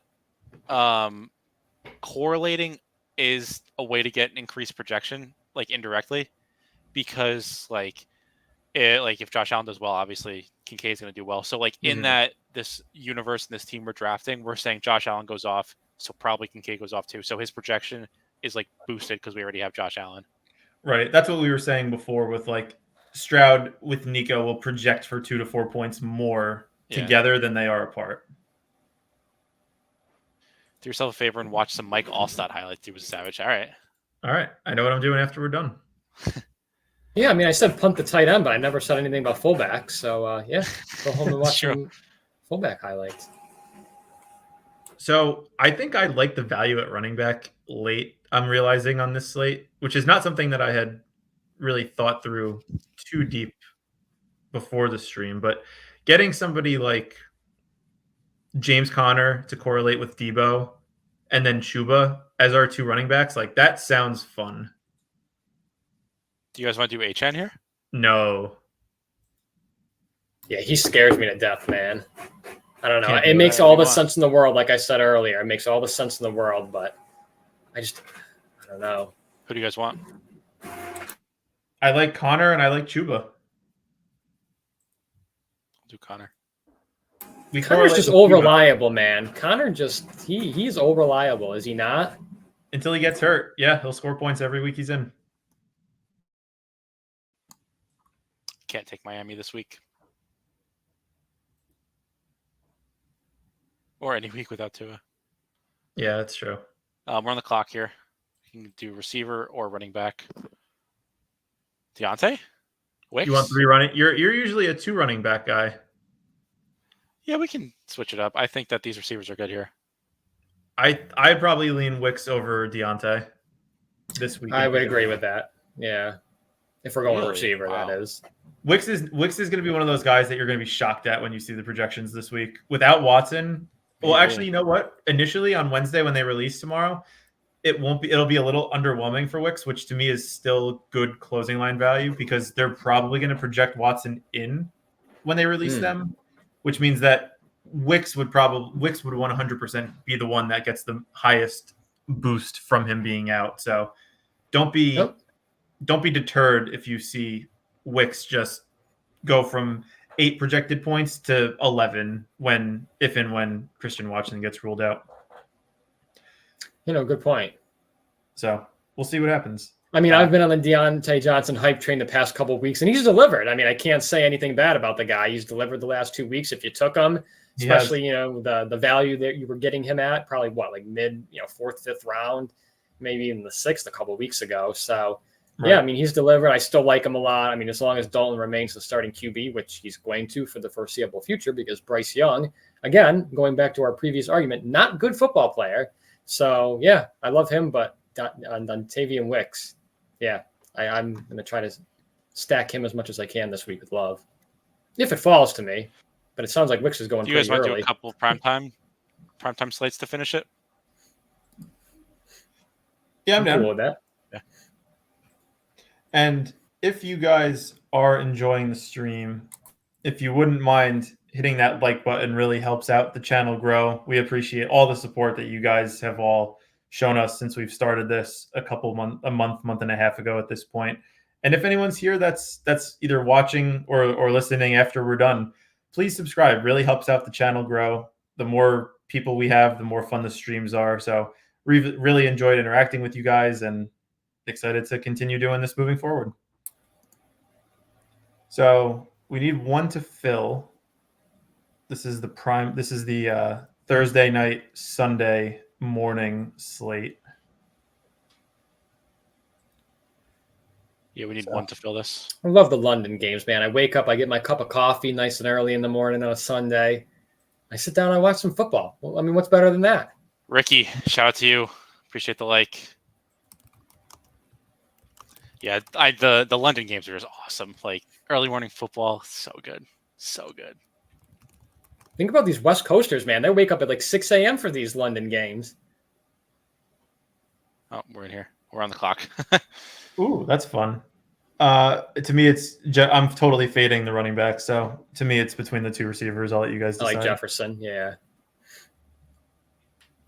If you live West Coast, that's every week. Yeah, that must be so nice. There. It's probably so elite to watch football on the West Coast. Like you don't have to like. Yeah, but when you watch Sunday night games, they're done at like 8. Yeah, it's sick. See, I like watching until I go to bed. Then what do you do at night? Go to bed. Draft some 8 o'clock. Yep. There's no football. There's no reason to be awake. Also, we're coming up in a couple picks, but before we do, if anyone, if you guys are interested, actually, I'll talk about this after we make these picks here. Get away from Wilson. We could do Pickens. And then I want to get Fields, so that's why I want Pickens. Let's push Fields then. Yeah, no, I don't want Fields right now though. We want to do London.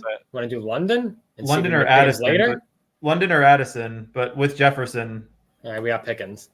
So do we have to take Fields? Or are we gonna? Yeah, let's push it. Let's push it. Let's go London. He's getting good usage. London. He'll put up more numbers. I hope. Watching football in Hawaii is wild. Sunday night games over by like 5. That's crazy.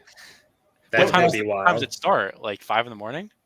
Do you live in probably. Hawaii? They're like 5 hours behind. Do you live in Hawaii, Ricky? Also, Goatnapped, I'm going to need an explanation and a formal apology for drafting Garrett Wilson in the 3rd round. You've been here for all my Garrett Wilson rants, and after all that, you still take him? Disrespectful. Yeah.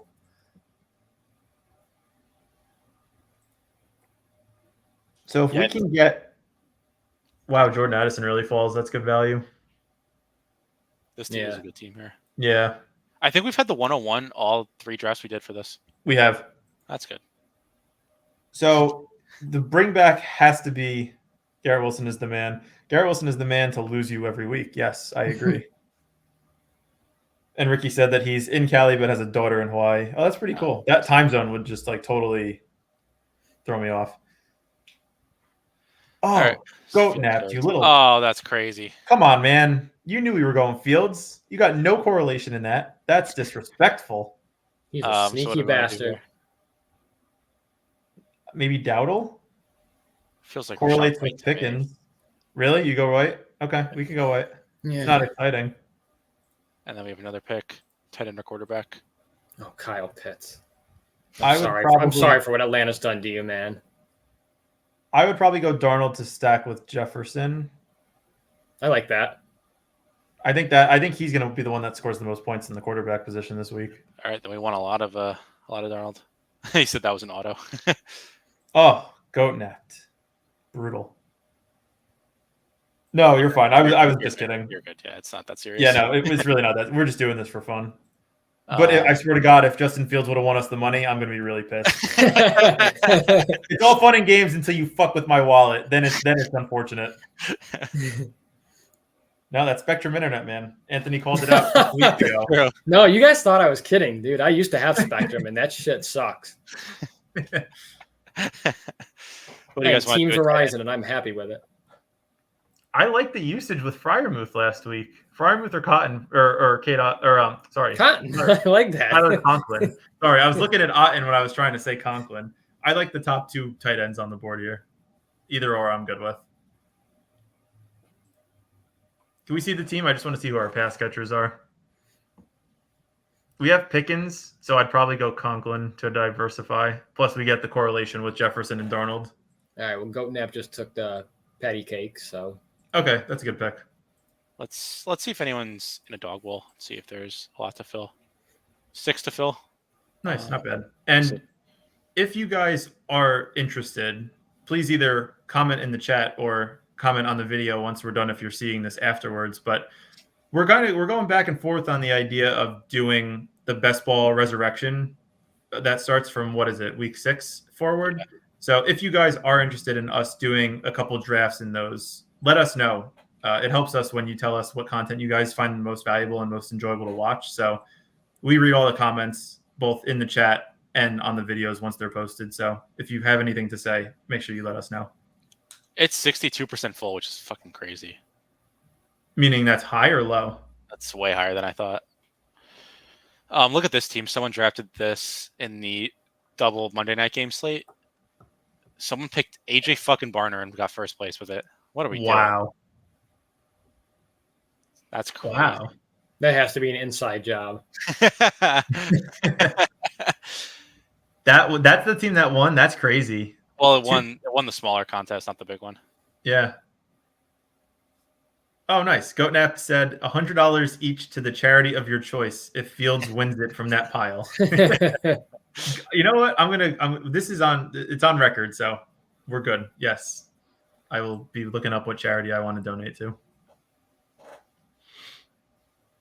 But yeah, that's another, that's a perfect example of scrolling down and getting someone that no one else drafted, where it's just so much leverage because no tight ends separated. So getting the guy who even scored one more point than everyone else at such low ownership is crazy. Yeah, Snacks agrees. Insane. I mean, how do you feel when you're drafting that team and you have Varner on your team? It's who the hell even is that? And then that winds up winning. You feel pretty damn good about it once he gets 9 points, which is probably 9 more points than he thought he was going to get. That's true. It's crazy because I think that contest was the smaller one where you only get 20 entries too. So it's kind of crazy to waste one of your 20 entries on Barner. You know what's crazy? Talking about week 4 results, I had 35% Nico because I did all my drafts before the projections came out. My top 3 highest scoring teams didn't have Nico. Yeah, can you believe that? Wow, that is wild, isn't it?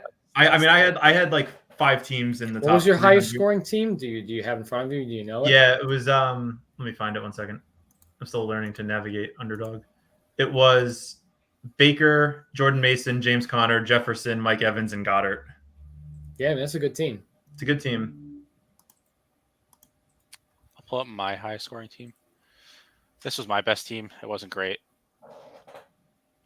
Daniels, Mason, Kamara, Jefferson, Deontay, Kelsey. Wow, you took Kelsey. I did. I had a good amount of Kelsey by the end of the week. You could tell Eric liked Kelsey because every time we were on the clock when he was there, he's like, Kelsey? And we were both like, no, he's dead. Well, I mean, would he have been dead if Rashee Rice didn't die? If Patrick Mahomes wasn't a goddamn killer. Yeah. Put that man on trial. We need one for the dog bowl, by the way. What was the team that wound up winning that, Eric? The one that you just showed us.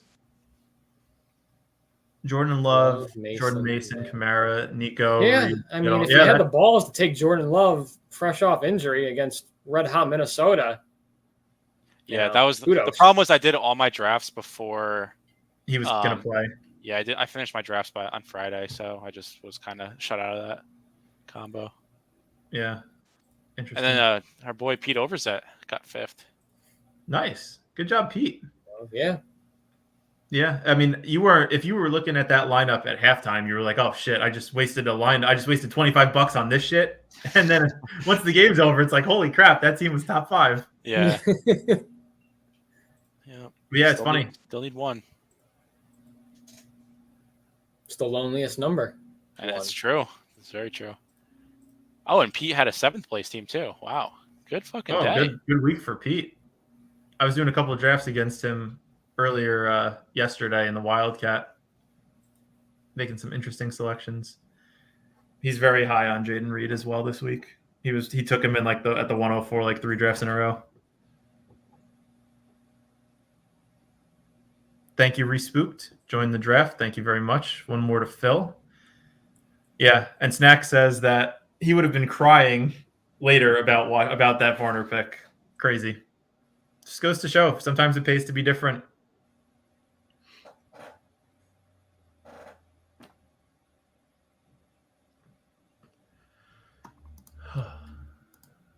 So, is there a spot that you guys prefer drafting from this week? I know the last couple of weeks, the Sims have said that it's more optimal to be drafting not in the 101. So I'm curious what you guys think about what you've seen so far from the boards that we've done. Do you think 101 is the best spot to draft from this week, or is it later on? I kind of like maybe 4 or 5, like right around 4, 5, 6. I don't know. I mean, I've said it a bazillion times. I hate the 101 and 12-person drafts. Just don't think there's a huge advantage to it from my perspective. I mean, when I look at the board this week, I mean, the quarterbacks are getting pushed up, but I really, for me, I kind of see, like, if we're just putting the quarterbacks to the side for a moment, I really see the tier maybe after Kyron. So I'm looking at Mason, Henry, Nico, I guess a little bit lower on Chase, and I know you probably agree, but then Kyron also. So, I mean, that kind of to me is where the tier differential is. I don't know how you feel, but maybe like 5 might be the cutoff for me where I want to be inside that. Yeah, for me, I totally agree. And we got the number 1 pick, which is not what I want 101 ever. So, well, you want to go Mason? I would go either Mason or Nico. Anthony, thoughts? Yeah, no, I would agree with that. I think Mason has a great plus matchup. Arizona seems like they're getting run over every week.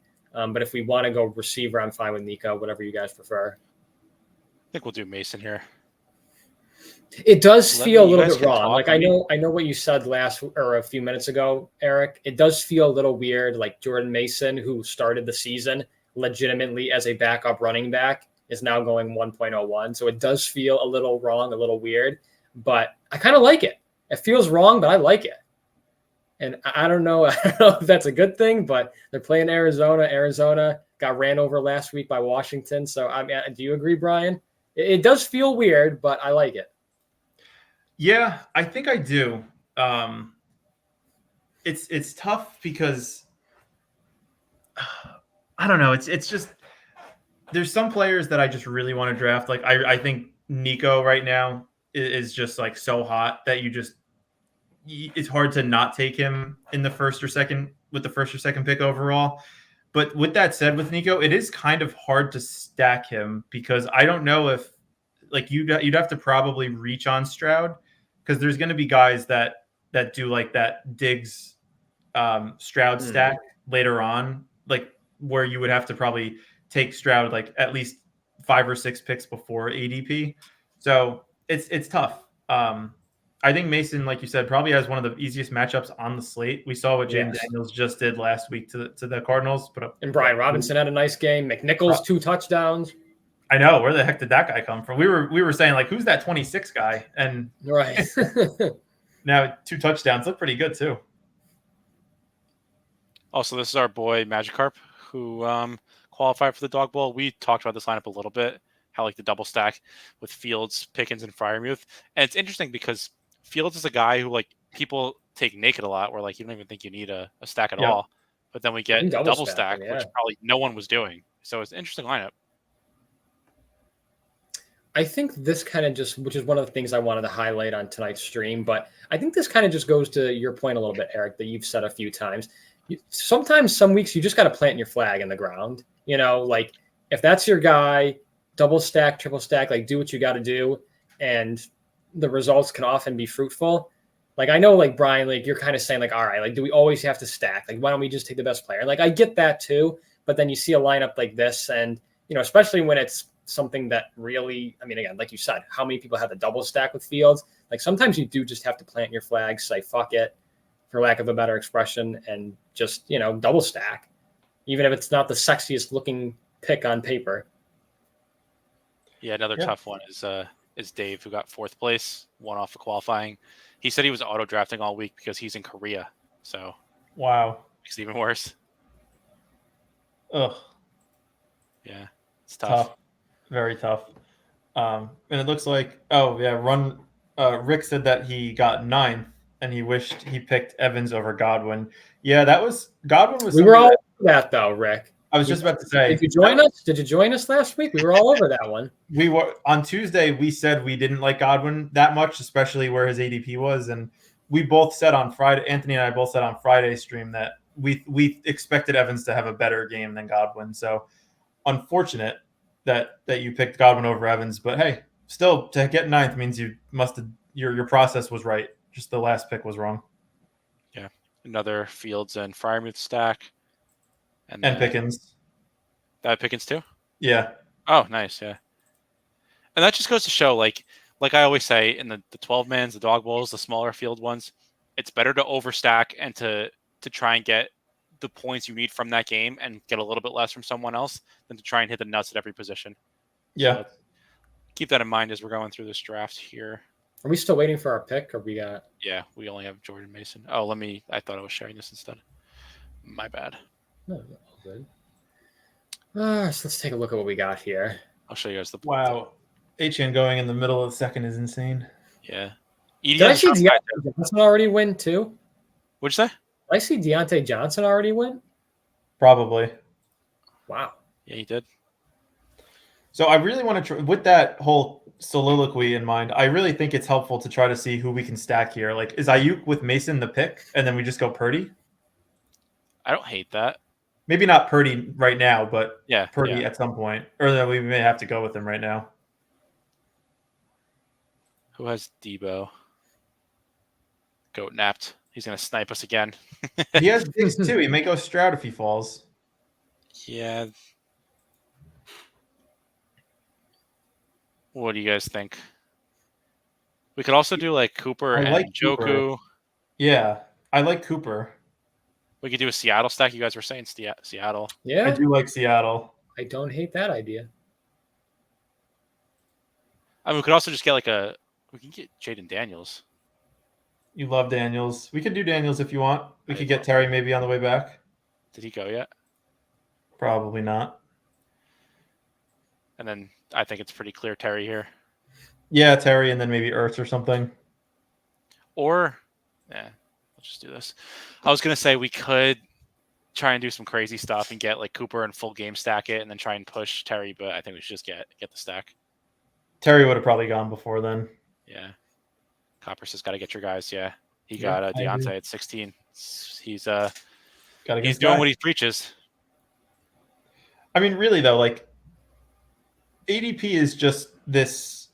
Not like this is going to sound so stupid to say.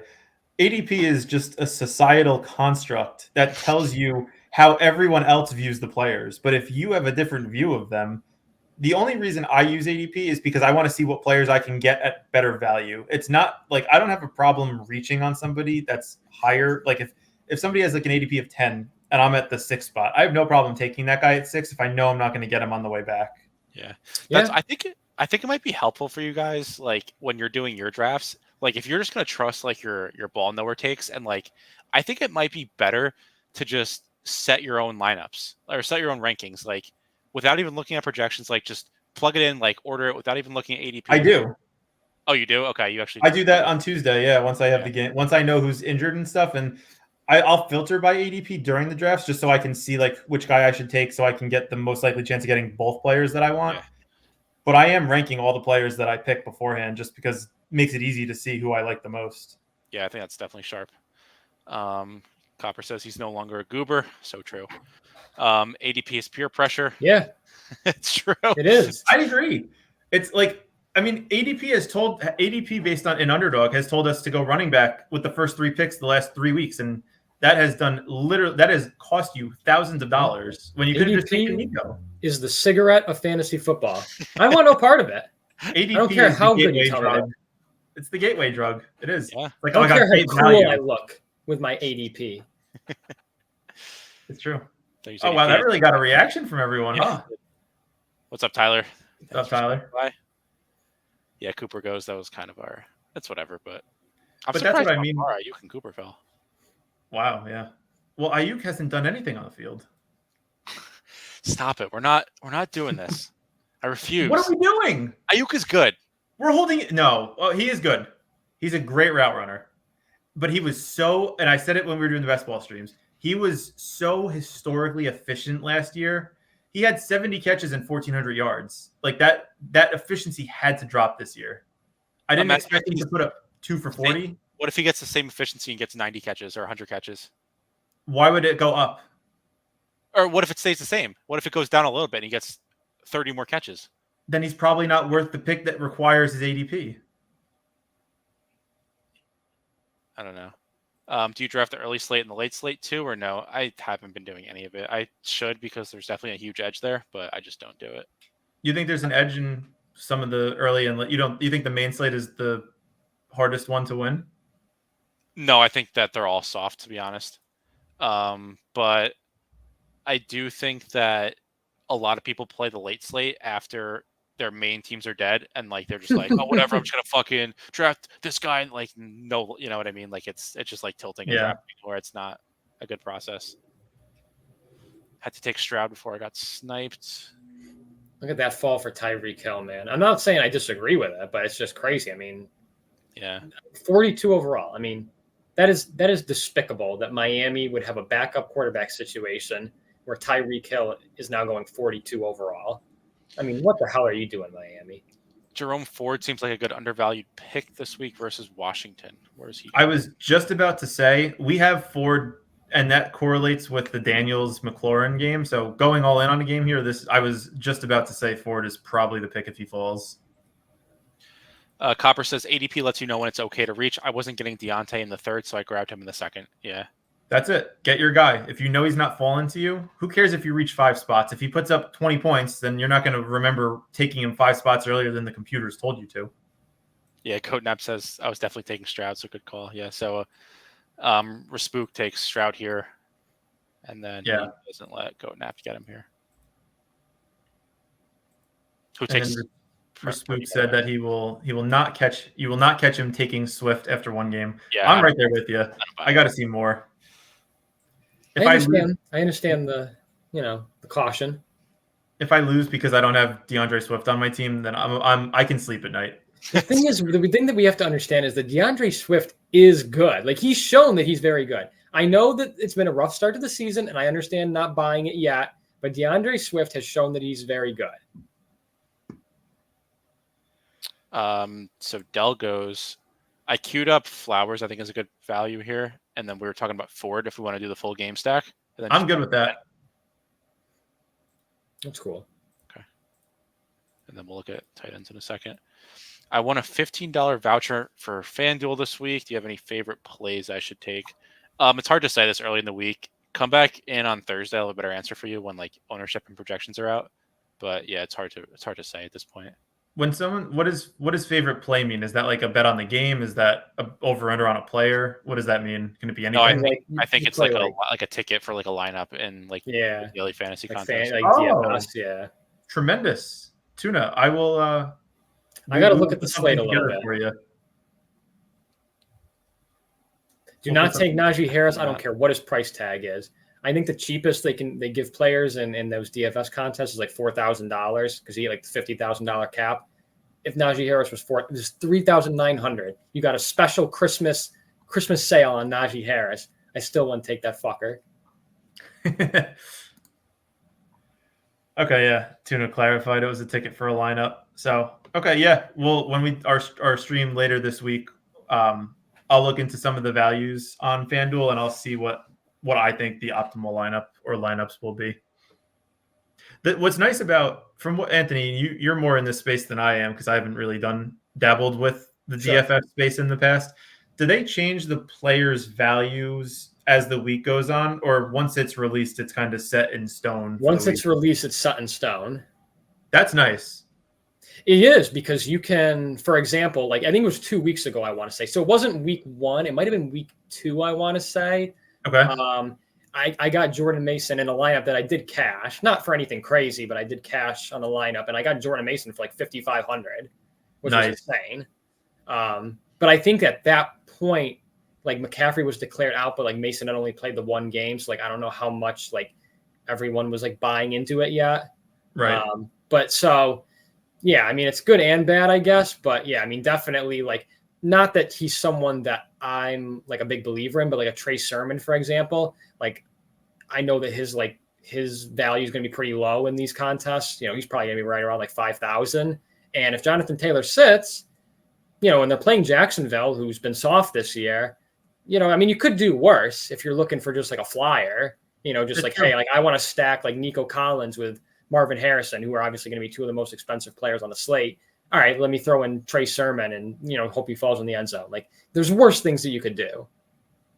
For sure. It really seems like the edge for that is getting knowing who the highest scoring players will be and just kind of going all in on that, and then getting that one guy who's super cheap that just 100%. Down or 2. 100%. I mean, like Fields this past week, if you had Fields at quarterback, I mean, he was super cheap. He was one of the cheaper quarterbacks on the slate. But it is with those DFS contests, it's really about getting those stacks that like just are uncommon stacks, I think, or rare stacks, I think that we say, where it's like, okay, you get a Saquon and a Jordan Mason, you know, who are both 2 of the 4 highest priced running backs on the slate. They each get 25 points. Shit, now you got 50 points from 2 guys. Like, you know what I mean?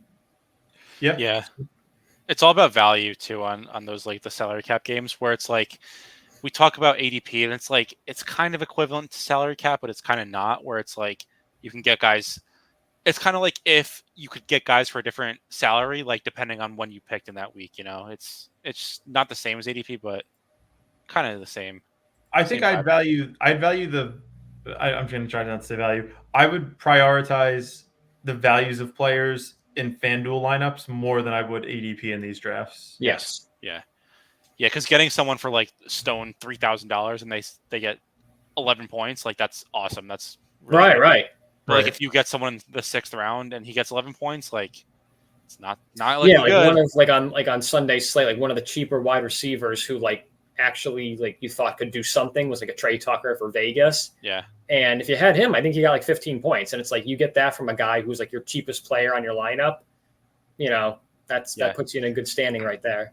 Yeah, that's like it's really good on like salary, like DK or FanDuel, but it's like it's not great if you have that, even though he's low owned. If you get him in the 6th round in like a BR, like it's not great, just because like he's not outscoring the guys going like the same round as him, you know? Right. Yeah, it's true. All right, and Respook said that taking a Caleb Williams stack is insane. I don't know. Caleb has some. I mean, he's looked bad. Don't get me wrong. I wasn't a fan of him going into the season, but some of the matchups that they have in the next couple weeks are not unfavorable. I'll say.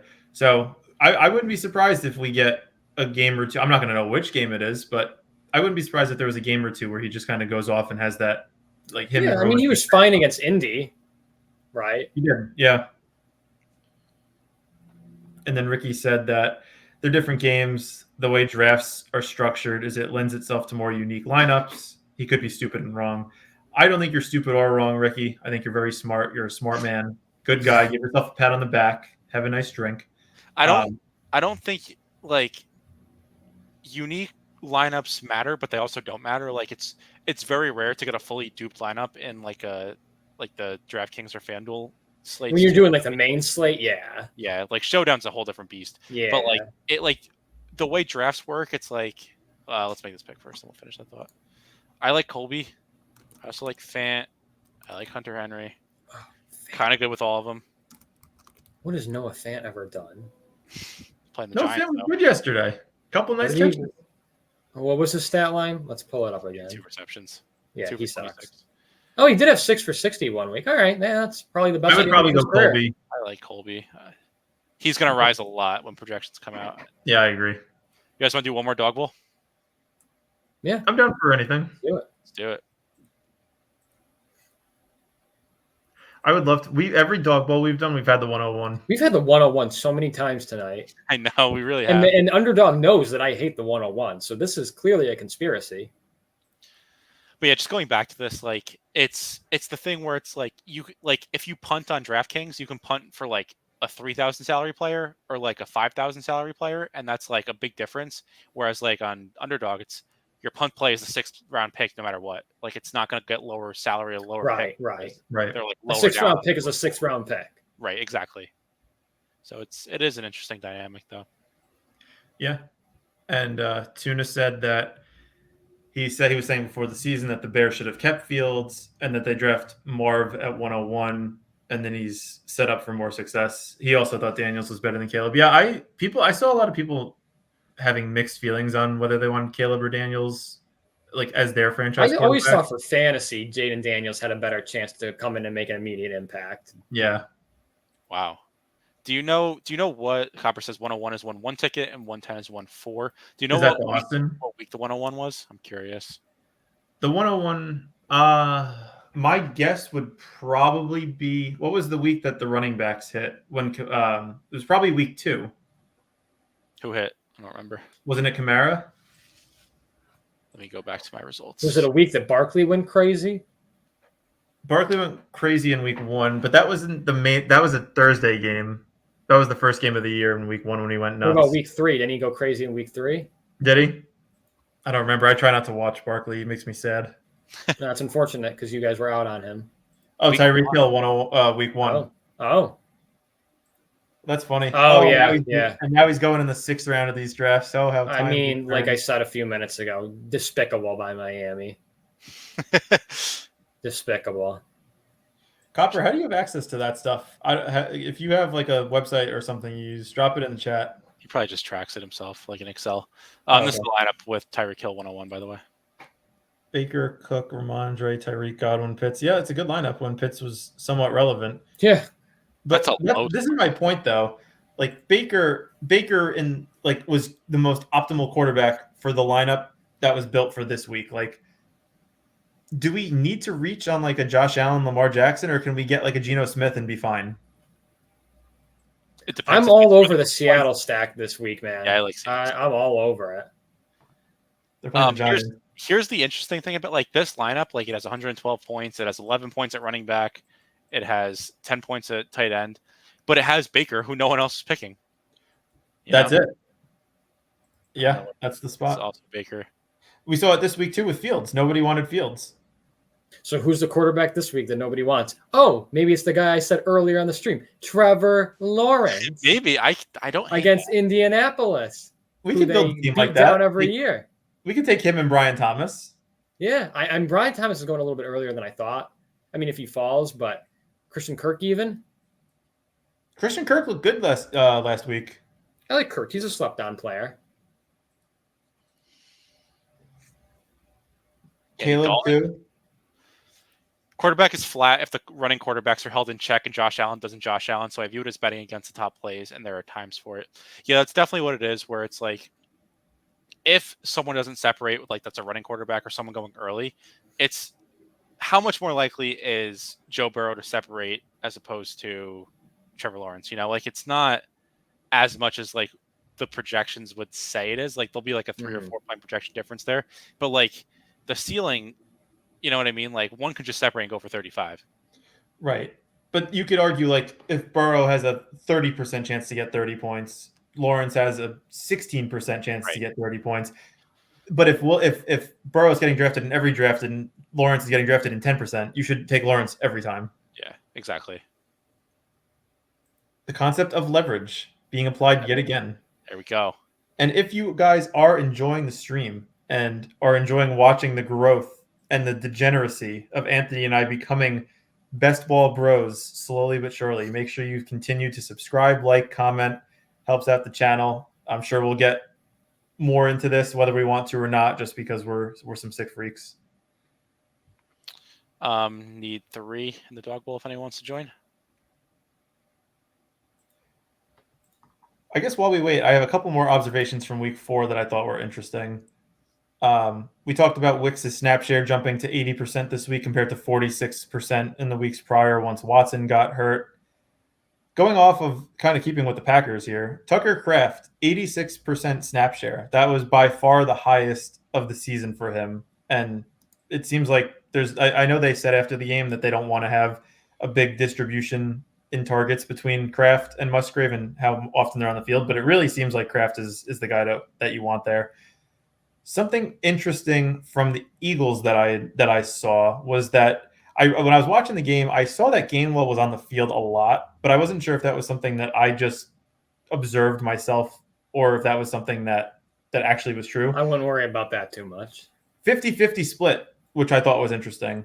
Yeah, but that was a weird game where they were kind of getting shellacked from the word go.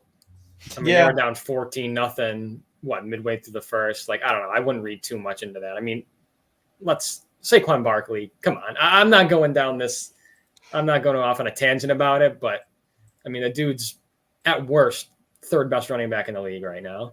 Yeah, no, I wasn't saying it in anything negative, just something that when I was reviewing the snap share splits that I just thought was interesting. And then the last one was something that we had talked about briefly between Rachaad White and Bucky Irving. This was the closest week that they had a 50-50 snap share. White was on the field for 58% of the time. Bucky was on the field for 42%. Previously, it was around like 65-35. So it seems like we're getting closer to the Bucky show, which is exciting. I would agree with that. Interesting. Yeah, that's all good stuff. I think that the Bucky thing was trending in that way. It's just like a matter of timing it when he's going to like actually be the guy. I just don't know if he has that in his range of outcomes, though. That's the thing I'm afraid of. I think Bucky might be just like a David Montgomery, Jahmyr Gibbs on the Lions. Like, you know that one is more explosive than the other. Although I guess the difference is like Montgomery is really good, is a very good rusher of the football, and that's where Rachaad White is awful. So it's almost like a role reversal, if you will. Because I think they like Bucky in between the tackles way more than they like White just being out there, catching 5-yard passes and getting open in space. So yeah, we'll see how it plays out. But some of those interesting observations that I had through week 4 that I thought were worth mentioning.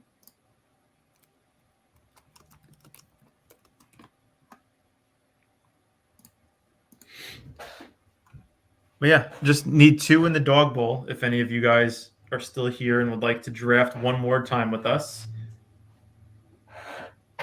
Patiently waiting on Kamani Vidal. Yeah, I don't remember a player getting so much hype for like a 6th or 7th round pick as he has, and he's done, from what I know, literally nothing so far. So we'll see if he can do anything as the season goes on. That actually would be very interesting, rookie. Yeah. Do we think Garrett Wilson makes the list, makes the Garrett cut? Wilson would kill someone to be on the top 50 of this list.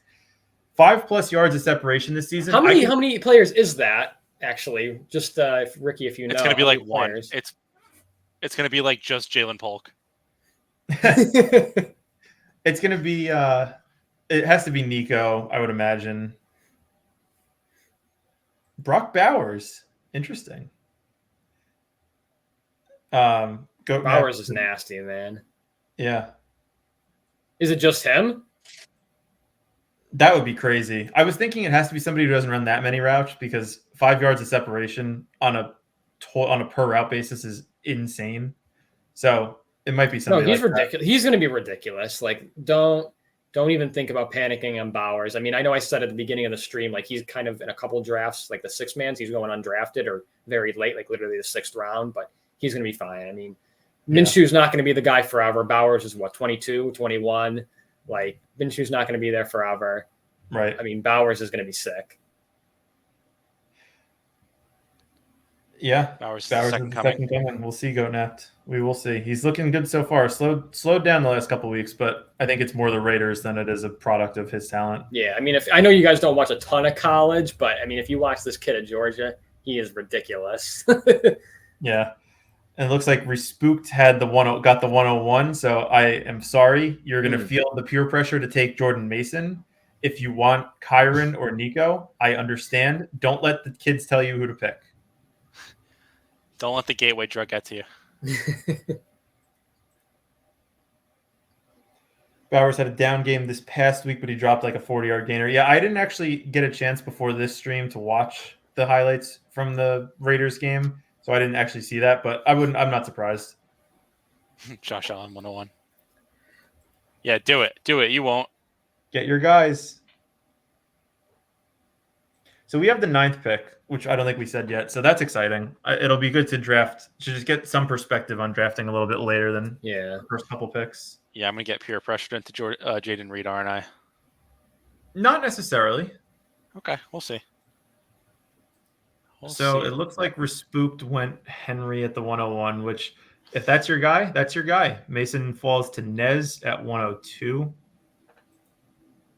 I guess your concern with Henry. Oh, sorry, I didn't mean to cut you off. But your concern with Henry is you're basically just saying, hey, if the Ravens get down early in the game, they're trailing. He's kind of like the one guy we think of as like the bell cow running back that could kind of get like phased out a little bit, just game script wise. For sure. I mean, correct me if I'm wrong, but that's right. If I think Henry's chance of busting, which I know sounds ridiculous after what he's done the last 2 weeks, but I think just if playing the game script argument, like, is there a world where the Bengals come out and score 2 touchdowns early before the Ravens know what's going on? Probably not likely, but it could happen. And if that does happen, Justice Hill is going to be on the field for 60% of the snaps. Michael King, Yankees legend. Oh, he would be nice to have in the rotation or the bullpen right now. Would be great. Oh, I was really hoping Kyron was going to fall to us. I think Kyron's going to project. You know who's going to the World Series? The goddamn Kansas City Royals. Watch it happen, man. It's going to be like last year. Like Arizona made it, like randomly. Like, where the fuck did the Diamondbacks come from? Like, I forget that team exists some years. Yeah. It's going to be the same thing this year. What do you guys want at Crutches on the clock here? I'm curious what he's going to do. Me too. Probably Debo, if I had to guess. Achan. Ooh. Do you want Metcalf here? Whatever you guys want to do. I think they're all kind of flat in this tier. Yeah, that's fine. I would like to get Metcalf, and then I'll reserve what I'm going to say until we're on the clock next, but I have a plan. Yeah, Respooked said he thinks that Henry has higher upside. Yeah, I mean, we've seen Henry's upside the last couple weeks. I'm not saying that he doesn't have upside. I just think that he's the one person in the first round that I think Henry has a pretty big range of outcomes. Like Agreed. Henry could kind of have like, and yes, he was playing KC, and I do forgive him. But like week 1, like he could have a game. Yeah, he fell into the end zone. He got a 1-yard touchdown, I think. But like he could have a game where he gets 60 yards rushing, no receptions, receiving yards, 6 points. But then he could easily have a game where he literally has 152 touchdowns, maybe throws in a couple receptions. And it's like, oh, this guy had a 35-point game. Like he could have like a 30, 35-point like range of outcome. I agree. So we're on deck here. Goat napped on the clock. My plan was Neighbors to get the Metcalf-Neighbors correlation. Looks like it's there. I feel like we should take it, especially how we've seen some of these last lineups win. Or we could do Marv and go for a double stack with Seattle. Do like JSN. We could do that if you like. I think Neighbors is probably going to score more points than Marv, but okay, we'll do Neighbors then. I like the idea of having 2 dominant pass catchers in the same game. Yeah. So we haven't talked about playoff best ball. We'll get to that. I did exactly 1 MLB playoff best ball team, and basically what? You have Michael King and I do have Michael King. Holy crap! I know ball. 100 points from your pitchers. That's insane. So basically, with playoff best ball, you just want to stack 2 teams or 3 teams, depending on who you ask, because the way it works is you get put in a pod for round 1, and then the top team out of 6 advances to round 2, and then the top team out of 6 advances to round 3, which is just the World Series. So then there's only 2 teams left in the World Series, right? So you want as many players live for the last round as you can get through. So like that's why I just stacked. I did San Diego, Kansas City, and then I did one off with Lindor to help my advance. So are you so you basically have to root for a Padre KC World Series? Exactly, yeah. I mean, it sounds crazy, but like, again, like literally last year we saw Arizona. So like, it's not that crazy. I mean, here's the thing about baseball this season. I know not to go off on a tangent about baseball on this stream, but this was like the first time in like 10 years, I think, that we didn't have any teams win 100 games. Like there really is no dominant team in baseball this year. I think the Dodgers led the way with 98 wins. So, and they've got a bunch of injuries. So it seems pretty wide open. to me. Yeah. Wow. Very interesting comment by Copper here. 8 out of the 12 dog bolt winners got their running back one and wide receiver one in the first 2 rounds. That is quite interesting. I find stuff like that fascinating, Copper. So continue to drop little nuggets of information like that. I will eat them up. None went wide receiver. Wow. Well, we lost. All right, let's push the plane. Let's try again. But they also didn't draft Neighbors in the second round. Yeah, they probably All drafted. right, I guess we're gonna auto. Yeah, I turned it off. But yeah, I think you guys are gonna like when we get to like NFL playoff basketball. It really is. It's fun. It's a completely different game, but it's fun. It's almost like you're projecting not only who's going to score the most points, but also who's going to be in the Super Bowl. That's basically what you want, right? I would imagine most games. Yeah, I don't think I did any playoff basketball last year in NFL, so I can't show you guys. But yeah, it's definitely a different way to think about it. It's fun though. Cool. So we're on the clock in 10 picks, which is sad because I see a lot of players on the board right now that I like that we're not going to get. These 12-mans are, you got to just really, it's just dirty is what it is. And now we got buys coming up. A couple buys this week, right? I think Philly's on a buy. Who else? A few other teams. Yeah. So it's going to get nastier. I think the Chargers are on a buy as well. Eagles, maybe. Yeah, Chargers, Eagles, yeah. I think there's one more, but I don't remember who it was. Tuna wants to know, how come Underdog didn't do highest scoring teams through week 14 this year get paid? Everyone kind of hated it last year because like if you weren't top like 1,000 after like 4 weeks, like you had no chance at that. And they just made another contest, the marathon, which did that, where it's like the highest scoring team the whole season wins. Yeah, and I did the marathon with like just literally one draft. I had the 101, so I was peer pressured into taking McCaffrey, and I think I have the lowest points in my entire group by far. So I understand. Nick says, hey, boys, catching up on my 101 dog bowl qualifier. The 20 from Stevenson at 72 was what really put me ahead. Wasn't being drafted week 1 as a starting running back. Yeah, that's interesting. Good point. Let me pull up his team again. And then Tuna said that his friend won the $1 million 2 years ago, King Cap, which is super cool. Holy shit. That's sick. Yeah, that is cool. Hopefully you shared that with you, Tuna. Baker, Cook, Ramondre. Yeah, I mean, it's just funny to look back on things like, did we really think that Ramondre wasn't going to be the bell cow running back there? Like, did we really think Gibson and what we've seen from him in 5 years? That seemed like silly talk to me. No, but I think people just don't like New England. Yeah, it was the offense. That's fair. Yeah. It was an incredibly low scoring week. That is true. It's the same thing with like, think about like, not the same, but like similar, like Deontay Johnson, Carolina. It's like, I don't think people necessarily didn't like Deontay Johnson, but it's just like you looked at Carolina and you were like, ooh, Bryce Young, right. Yuck. Yeah, and now he's on Andy Dalton, and he's good. Speaking of low scoring teams that week, this was my worst team. It had 32 fucking points. Wow. That's kind of impressive. Right? Yeah, right. That is impressive. But that's the thing, like with I was all in on Marvin week 2 because I knew it had to get better and he was basically going undrafted. So the lineup that I did, I only did one. I'll talk about it in a second. Who do we have so far on this team? DK and Neighbors? Yep. I like Wicks a lot. We could do Wicks. We're just pumping in wide receivers. And Tucker Kraft? I don't hate that. I'm trying to let me see. We should take Love here if we want to do that. I agree. Yeah. Sorry, Goat Napped. Yeah, sorry, buddy. The board just kind of fell to us that way. He promised me an amount and gave me much less, and then he lost a lot of it in the stock market. And then that's the typical D-Gen move. Yeah. You win $1 million, that thing should last you for life. I think he won $2 million. Was it $2 million? He said he won the $1 million 2 years ago. Oh, maybe. Goat Nap. He didn't diversify the portfolio. It's all about diversification. It is. But I owe Goat Napped. Goat Napped, you tell me if Jordan Love would have won you the team, pick a charity and I'll give you $300 donation. Only ones I weren't worried about taking Love were you guys. If I didn't see Wicks on Yeah, I the don't know how board, that I wouldn't have taken him. Sorry He had about the that. highest points. He didn't win the finals.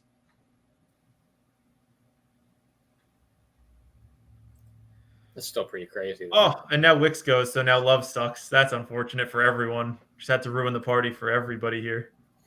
But we could still get Kraft, right? Yeah. I'll take Kraft. I hope.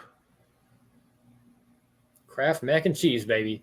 Actually, that works out perfectly because they're the cheese sides. Oh, he should have. Does he have a partner? Does he have a brand deal with them? Because that's perfect. If not, if he does not have a partnership with Kraft mac and cheese in Green Bay, they're doing something wrong. Because that just works perfectly. I'm sorry, but Yeah, I think Kraft is definitely the pick here. I don't expect him to go, and he doesn't. That's good. So to recap the team, we have Jordan Love, Metcalf, Neighbors, and Kraft. That is exciting. So on the running back side here, I don't know about you, Anthony, but here I'm looking at which running backs are going to be the ones that touch the ball the most that we don't have to worry about splits for. So that immediately removes like the first 5 players for me. I really like Jerome Ford. He's getting the most of the work, for them. Other than that one weird week in week 2 with Foreman kind of taking over. Yeah, no, Since that then, I think that's pretty wise. Can we scroll down a little bit more in the running backs, just because I know that's going to be our next pick? I just want to get prepared.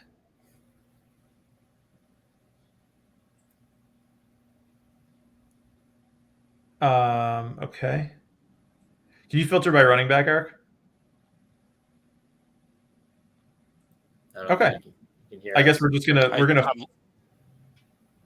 I'm lagging, so I can't really understand. We're just gonna go. We're gonna hope that Ford is there, and we're just gonna take him because we don't know who else is the running back available. Ford's available, yeah. Nice. Bryce Ford Wheaton. I have no idea who that is. Interesting name. I have no idea who you are. And then Tuna said that he took Ford last season in BR. I haven't touched him at all this season. Yeah, I was kind of I didn't do anything in Underdog last year, so this is just pertinent to this season. I took him a good amount, or I was encouraging us to take him a good amount in the best ball this year, just because I know, I don't expect Chubb to come back and just kind of take over this backfield. And Ford is a consistent 10 to 12 points without scoring a touchdown. Yeah. So I think you could hit your lineup a couple of weeks. I feel like he's not going to win you the week, but he may not lose it.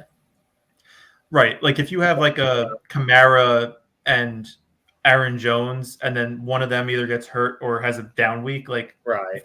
Ford is a perfect guy as your RB3 or 4 that just hits the lineup when one of your top guys busts. I don't know if you guys said this, but Chubb is eligible to return next week. I don't think he's going to return that soon. Probably not. I'll keep drafting Ford until he actually plays it down because he'll get. Yeah, I think Chubb, it's going to be a slow build up to his full volume. But hey, if you got him in Best Ball Mania, you don't care about that, Right.